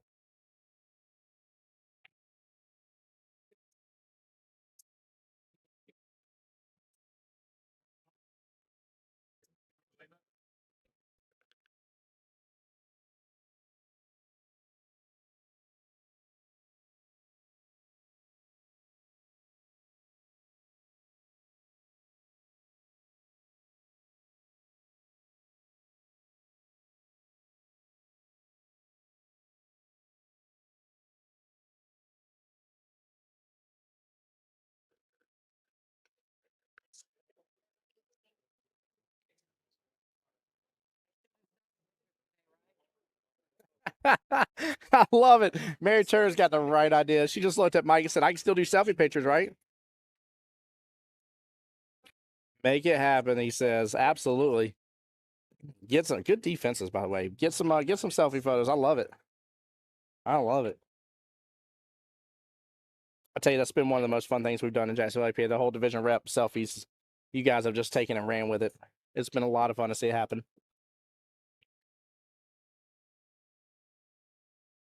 Definitely been a lot of fun to see it happen. You guys have been lighting up the nights with awesome, fun, positive posts of every single league night. Great representation around Jacksonville, that's for darn sure.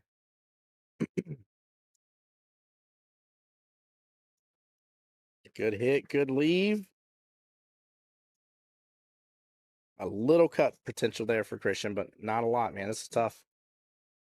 Good back and forth between these two. Neither wanting to give up the rack. A lot of heart coming out in this match. That's for darn sure.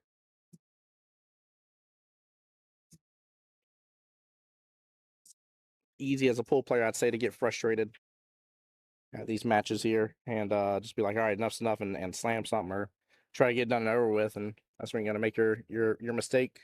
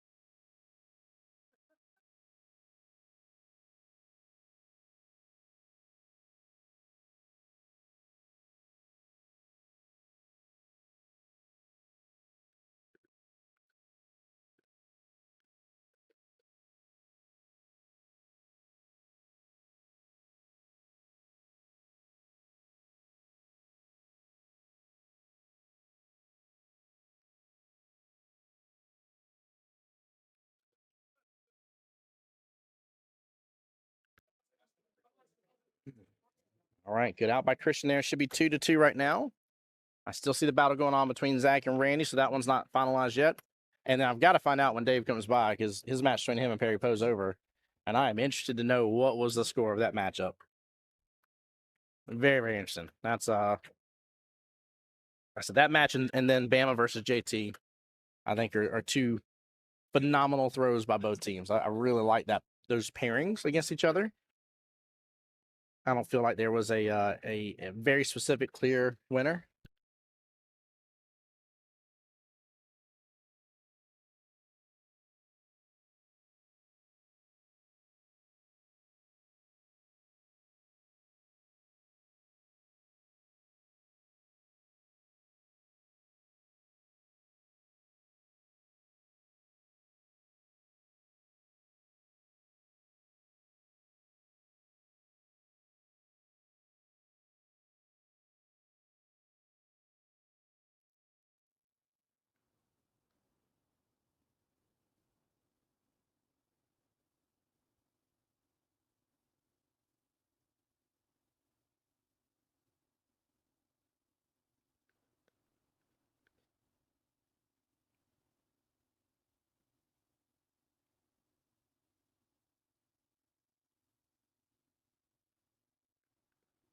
All right. Well, Dave filling us in here. Him and Perry's match got a little close.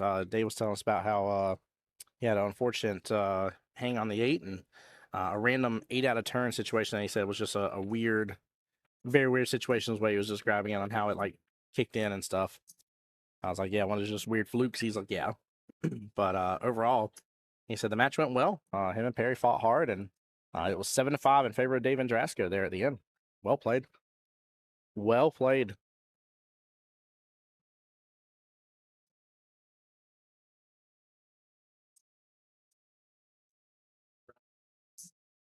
That one can get off the rail a little bit. There we go. I was about to say, Christian won't be sitting too bad with it. Of course, you got that 14 playing a little blocker, at least to the 4, but Christian be able to go after maybe the 5 and then go with the 4 and then go with the 1. Question is, can he use... what is he going to do about the 6? In that run, he's got an interesting run that he's going to have to work out. I feel like Trey's going to keep running this. Get a little bounce out. He's still got an angle there. In fact, he's got an angle that if he can treetop over to 3 just fine, and put a little bottom on that cue ball. He should be able to kick back out and have the window between the 4-5 for the 14 to go top right. And he's got to get into a tight window for that 8 ball though.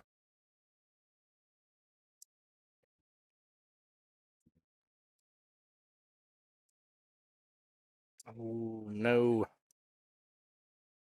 Tough miss there. Tough miss. Actually, I'm not mad at where the non's left though. I mean, the non's sitting in a good position. And Christian has to run out the 6 balls left on the table to keep Trey from coming back. Non's makeable from a huge portion of the table and will allow him to get into a better window for the 14. But I dare say that if he can take the 14 first, the 9 could be his out ball instead. Yeah, he's going to be forced to swing on that 14. Or on the 9, I mean.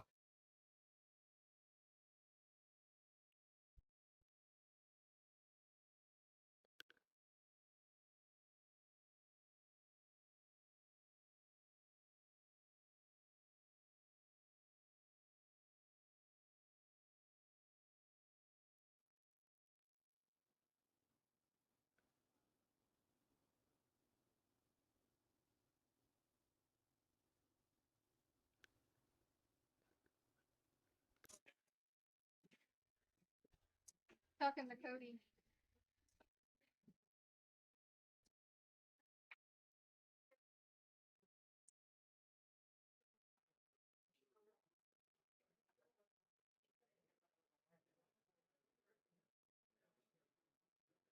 Christian going to opt for the 2 here, sitting down in the bottom right-hand corner pocket. I don't know if that was the right call. I feel like leaving the 2 may have been a better option. I just don't know if using the 1 defensive for the 8 was the way to go, or if it's a better thing for him to get a little bit more of a run going, and I dare say just a little bit more confidence on the table. What a stroke, though. Confidence with that one. That is darn sure. Way to go. Nice one.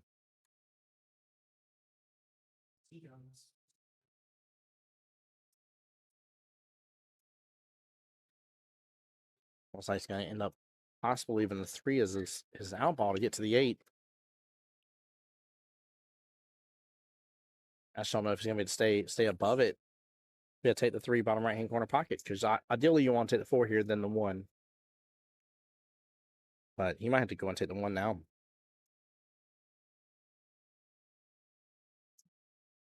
I'm not sure, Chad. Original run, I think, was the call to go with the 4-1. Feel like he just doesn't have a choice because of where the 3 is.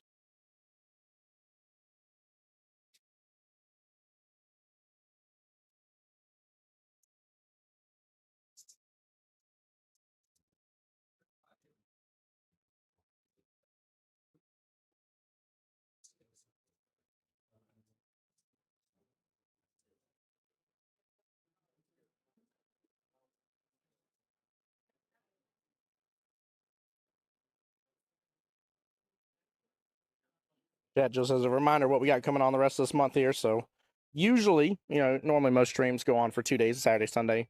We're finishing this whole tournament out today. This will be done today, guys. So no stream tomorrow. We don't have anything for streaming for the 14th and 15th. And we come right back that weekend after. So make sure you get a little bit of rest and you're ready to go long haul with me, because we'll have the 9-ball doubles Vegas qualifier on the 21st. And then we'll have the Jack and Jill Vegas qualifier on the 22nd of February. And in case that wasn't exciting enough, by the way, that rolls us into one additional weekend off, and then we go right on into the regionals, spring regionals, which is cool.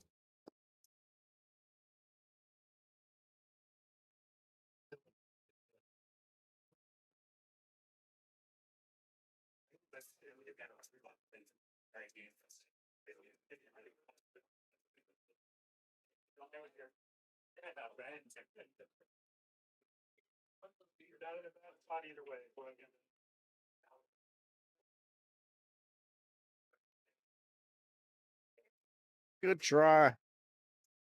Just a small miss right there. Now he really wants this 14 ball first. Get a little better shape for that 9, but he needs to make sure to keep an angle to pretty much, you draw a line between the 8 right hand side pocket. You want to be in that upper right hand quadrant. Ooh, you looking at the 9 first? No, go 14 first, Trey. I think 14 is the right call.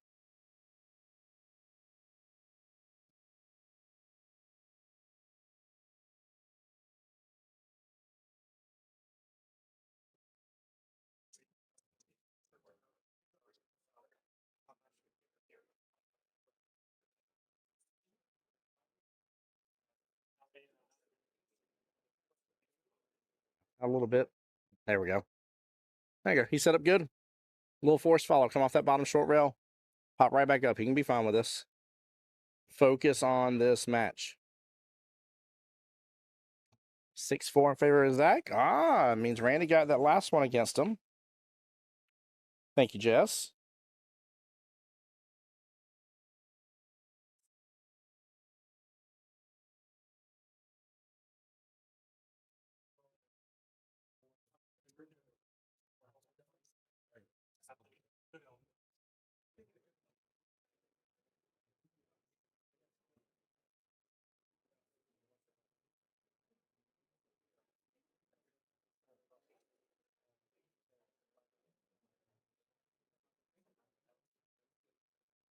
Big rack here for Christian. If he gets this, Amigos will be up 3 total additional racks, 14-11.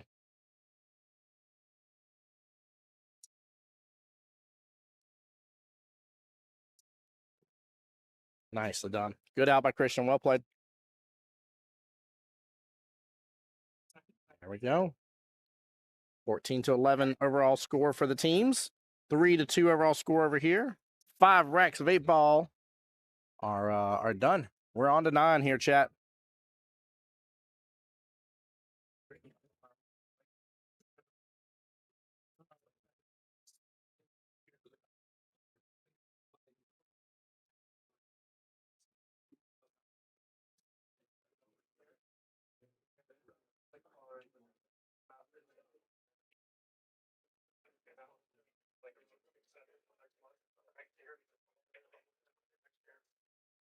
Here we go.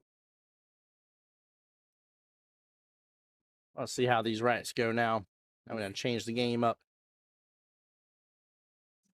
Hit ball slows down. There we go. Christian still got a window for the 1.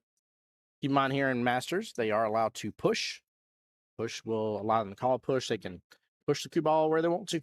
They can bump into a different object ball that's not the 1. They can go ahead and make another ball that's not the 1. And after they've done their push shot, their opponent then gets to take a look at the table and make a determination if they want to shoot or if they want to hand it back. It's almost like a white elephant gift out of nowhere. You feel like you got stuck with the bad one, you'd be like, I actually don't want that one. I want my old gifts back. I'm good with that. Thank you very much.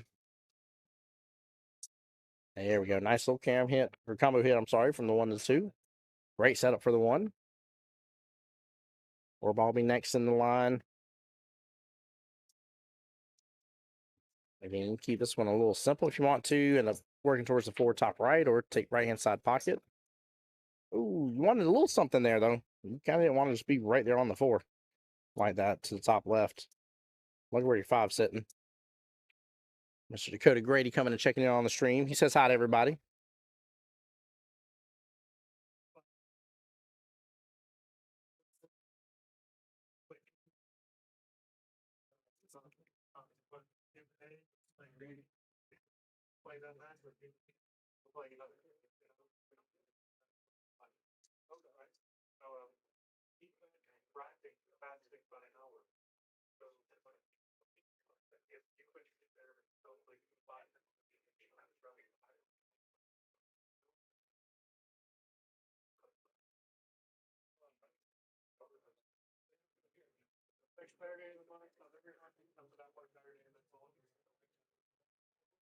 He's about to pull down on this pretty hard. Watch what happens to this cue ball here, Chad. If he hits this way, I think he's going after. Oh, I thought he was gonna really yoink it on back. I thought he was trying to end up clipping into the 5-9 situation a little bit. I thought that's what he was trying to do. I thought he was trying to load up maybe a little bottom left there and yoink that bad boy right on back into the combo.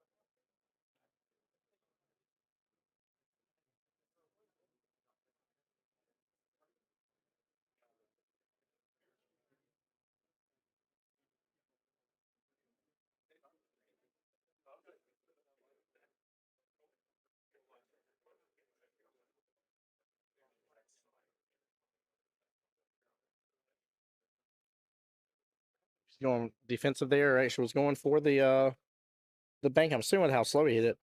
He was going for the defense, but almost had the bank there.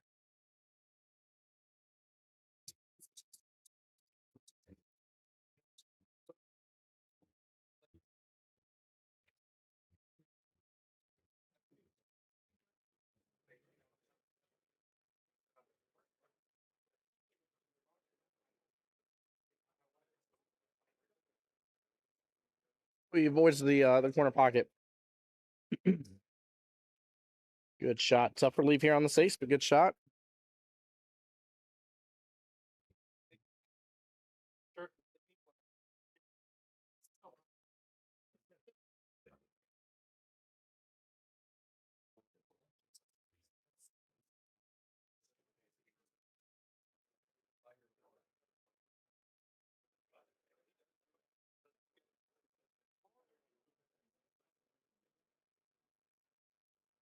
The team girls shoot 2 are the first ladies team to make it into the semifinals.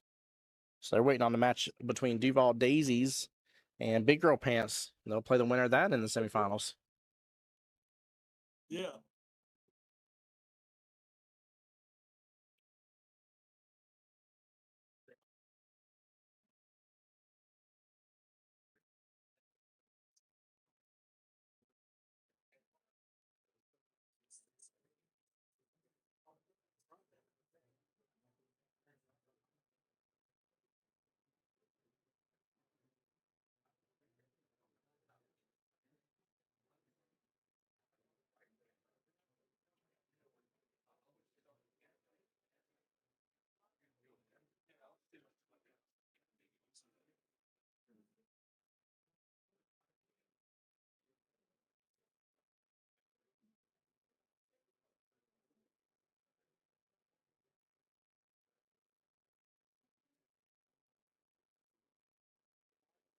leave there by Christian on the 8.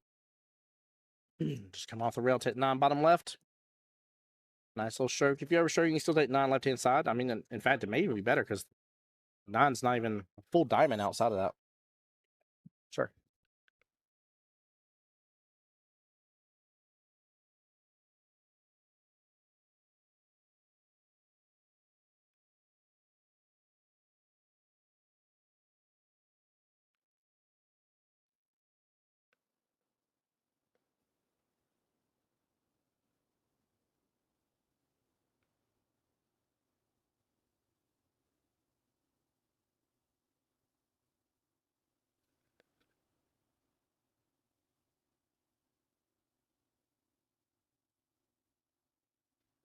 All right, so looks like team Watch This got the win against Bama Masters.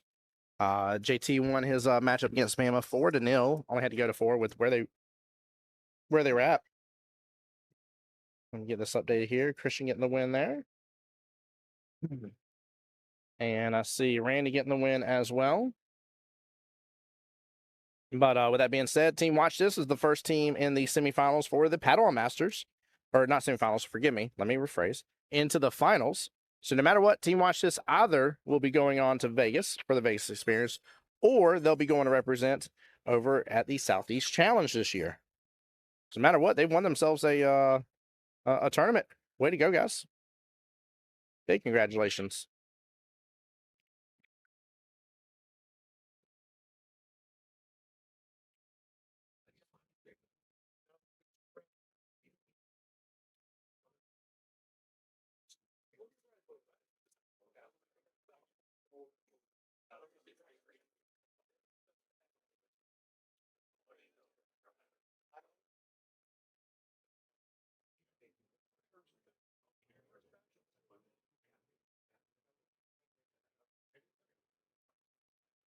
Believe right here, Trey gonna get the jump stick out. Again, one of the big differentiators here with Masters. You can bring out them jump cues. All right, ball in hand over to Mr. Christian. Slowly right now, it isn't anything crazy, but slowly this is getting away and slipping away from the Drunken Jedi. And keep in mind, guys, this is a one-loss side match here for Padawan Masters. So winner this goes to play Bama Masters, winner that goes back over to play Watch This.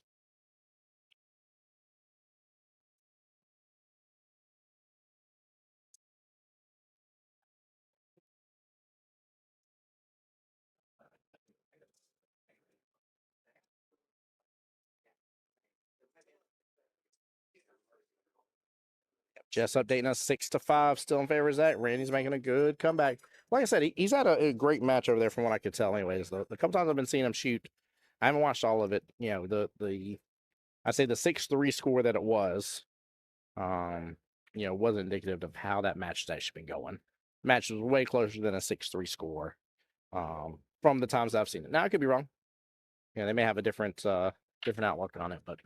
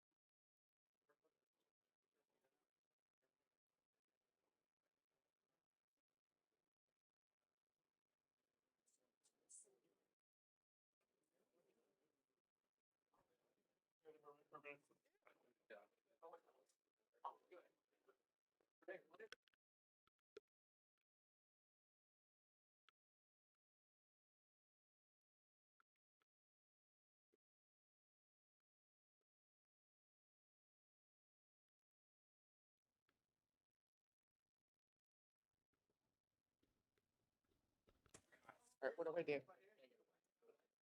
Okay. And then if you can hear yourself, they can hear you. What's going on, Miss Erin?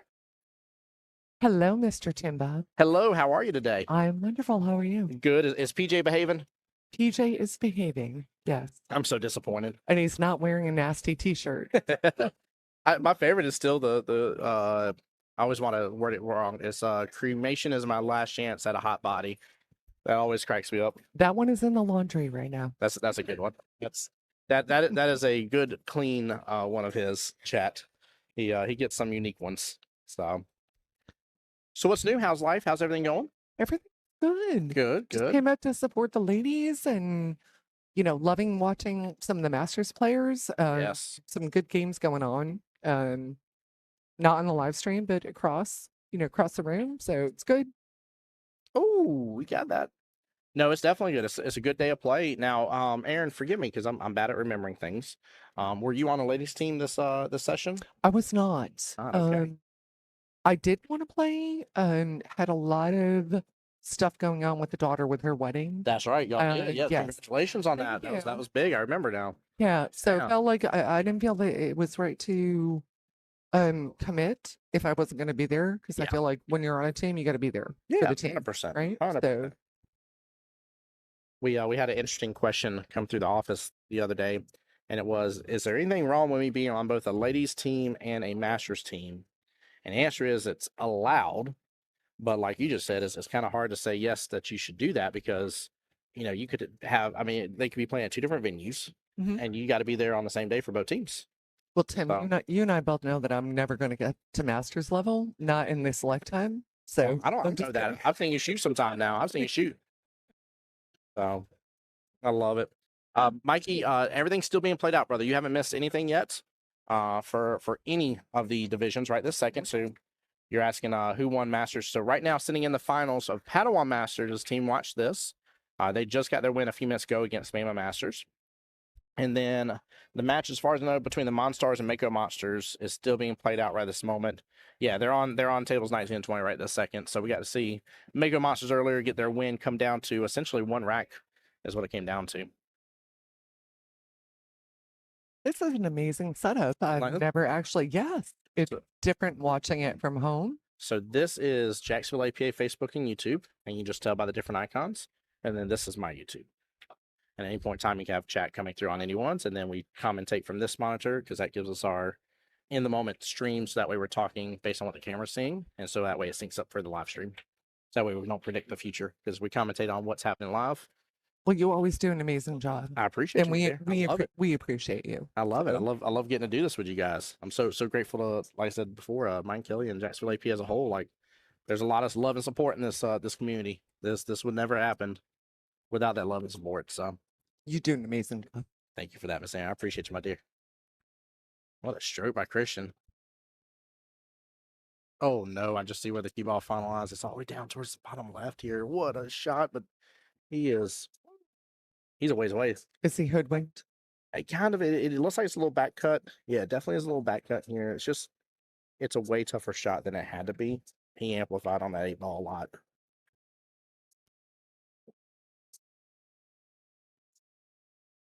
There we Nice go. shot. All right. Let's see here. That may actually be it. So it's 6-6 over there right this moment. Both teams still have 1 point to win. Let's see. So Drunk Jedi could get 1. Trey could still get 5. That makes 6.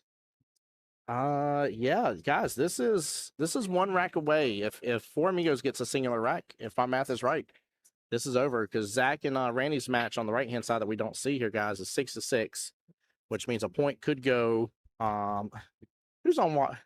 Oh, who is on Watch This? What are you saying, Mikey? What words are you speaking over there? Not speaking, but typing. But yeah, Zach and Randy's match is Hill 6-6 right now. And if I have the score right, again, I think it comes down to 1 rack. I think if Four Amigos gets a singular rack win, it's over, I believe. Because Trey can only rack in 5 more points at this point. So that could give Drunken Jedi and get them up to 16. Actually, no, this is over. I'm pretty sure this is over, Chad. I just don't know if they realize it yet. If Zach gets 1 and Trey can get 5, that's 6 points. Yeah, it's over. Four Amigos is at 18. They need to double check this, but I'm fairly certain. So what do you do in that situation, Tim? You let him play it out, or do you? In this case, just because the tournament's like continuous play and you may already have your opponent waiting, I would say no. I would say you go ahead and go ahead and shut it down. Personally, Or captain should kind yeah. of reassess. yeah. Oh, who's on Team Watch This? I'm sorry, that's what you're asking. I'll be honest with you, I don't have the roster right in front of me, but I will get it. Give me 2 seconds. Hold on real fast, Mikey. Great question. I know JT's on it for sure, and Dave and Drasco's on it as well.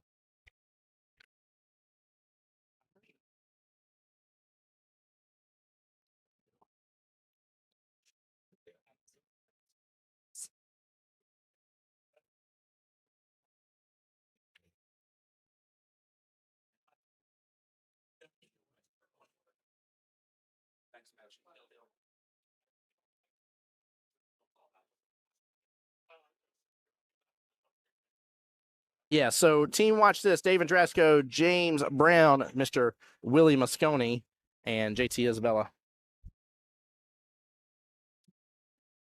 Hey, we got to give a big shout out to the ladies too. Oh, absolutely, absolutely. We've been They're playing wonderful. Tracking the ladies. Sorry, I was trying to see what that was. Tracking the ladies matches pretty closely, and Girls Shoot 2 is the first one of the teams to get themselves into the semifinals. So they're one more win away from granting themselves a guaranteed tournament of some sort. By the way, Aaron, I don't know if you were here earlier when I talked about it, but no matter what, if you make it into the finals, you're guaranteed to go somewhere because To go to Vegas. well, if you win the finals, you're guaranteed to go to Vegas for sure. Second place gets to go to the Southeast Challenge. Girls Shoot 2 team, by the way, for this session. April, Samantha Shea, Rosie Gonzalez, Mama Lane, and Miss Sheena in there. That is a very strong roster. Very, very strong. Very strong roster. Amazing players. None against any of the other ladies teams, but I am not shocked to see that team in the semifinals. So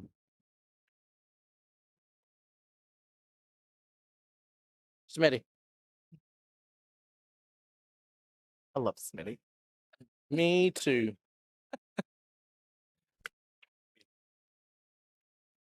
No. So I just got a quick update from Smitty. Yeah, just got a quick update from Smitty for Mako Monsters. Monstars moves on into the finals. So now we have 2 teams, both Monstars and Watch This, that are now sitting in the finals that have guaranteed themselves a trip somewhere. Sorry, excuse me. No, yeah, you're doing great. You're fine. As long as you talk to me, you're good.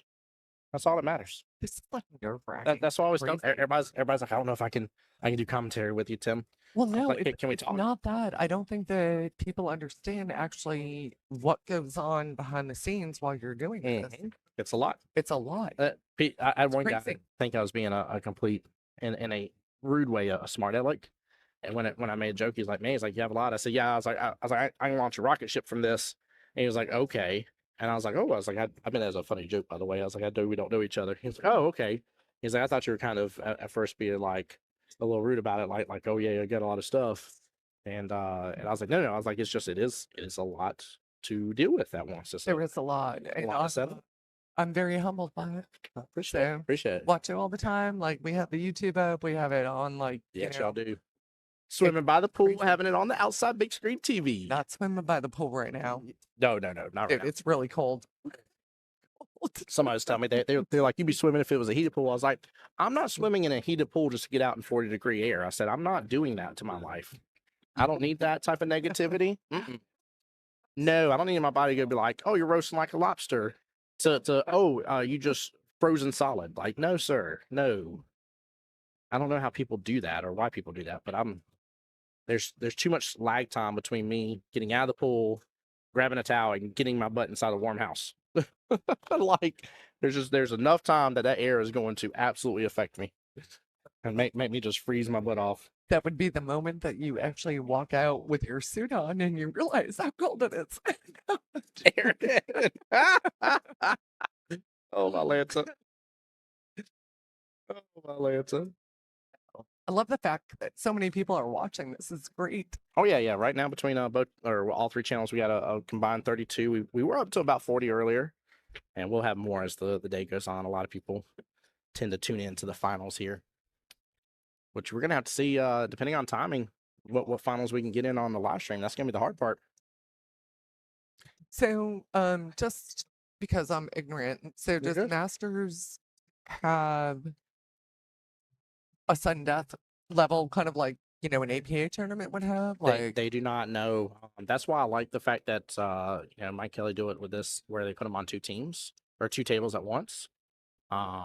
It keeps everything progressing a little faster, as if almost like you're running a sudden death for your other stuff. But no, they don't officially have a sudden death. Whereas for the ladies league is normal 9-ball, and even though they're on 2 tables, they have a 90-minute sudden death. But they're only playing 3 matches, so should be good. PJ coming by over here, giving Aaron high fives. Love it. PJ is like, what the heck is my wife doing on the live stream? I love it. I love it. Hi, peeps. Right.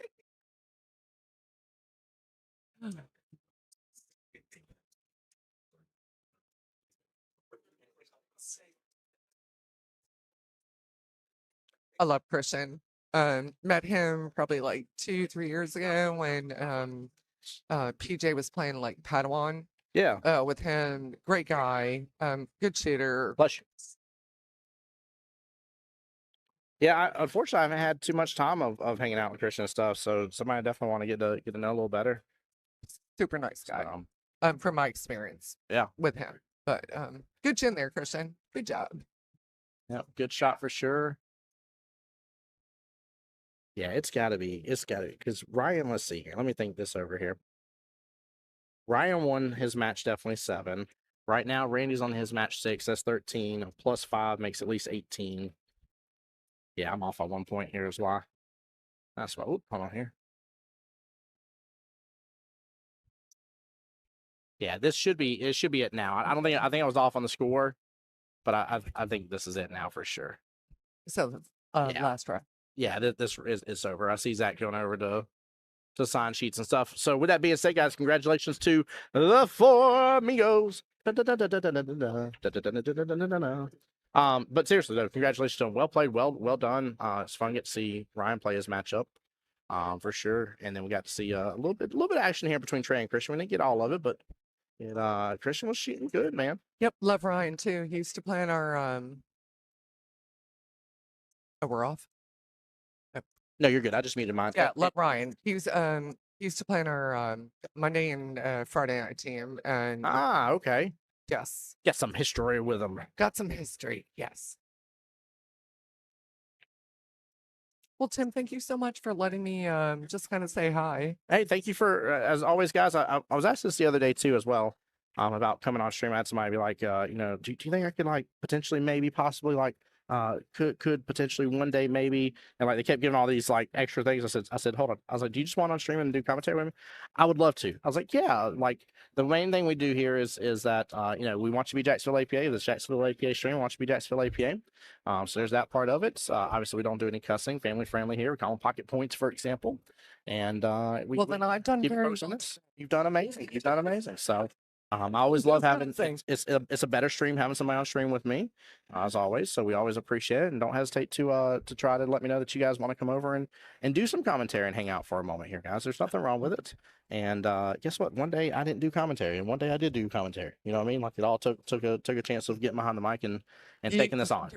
You're a natural. I appreciate it. I appreciate it. I so appreciate what you do, and thanks for letting me chime in for a few minutes. It's been fun. This is crazy. Like what you do here is just like it's crazy. I don't think anyone gets it. Well, Aaron, it's definitely my pleasure.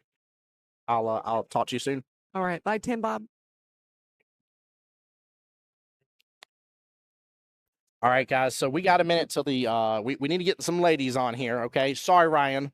No more of the Ryan show on the stream here. Okay. I love it. I had to call him out. Because he's right over here. But we're gonna do a quick stream shutdown because we're over 4 hours. Yeah.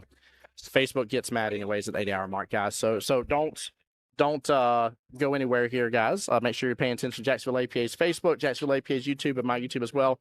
The Voice of Jacksonville Pool, guys. We got more action coming to you here at the qualifiers here for Masters, Padawan Masters, and for ladies. So we get to see some ladies next, though, guys. So I'll see you soon. Be blessed.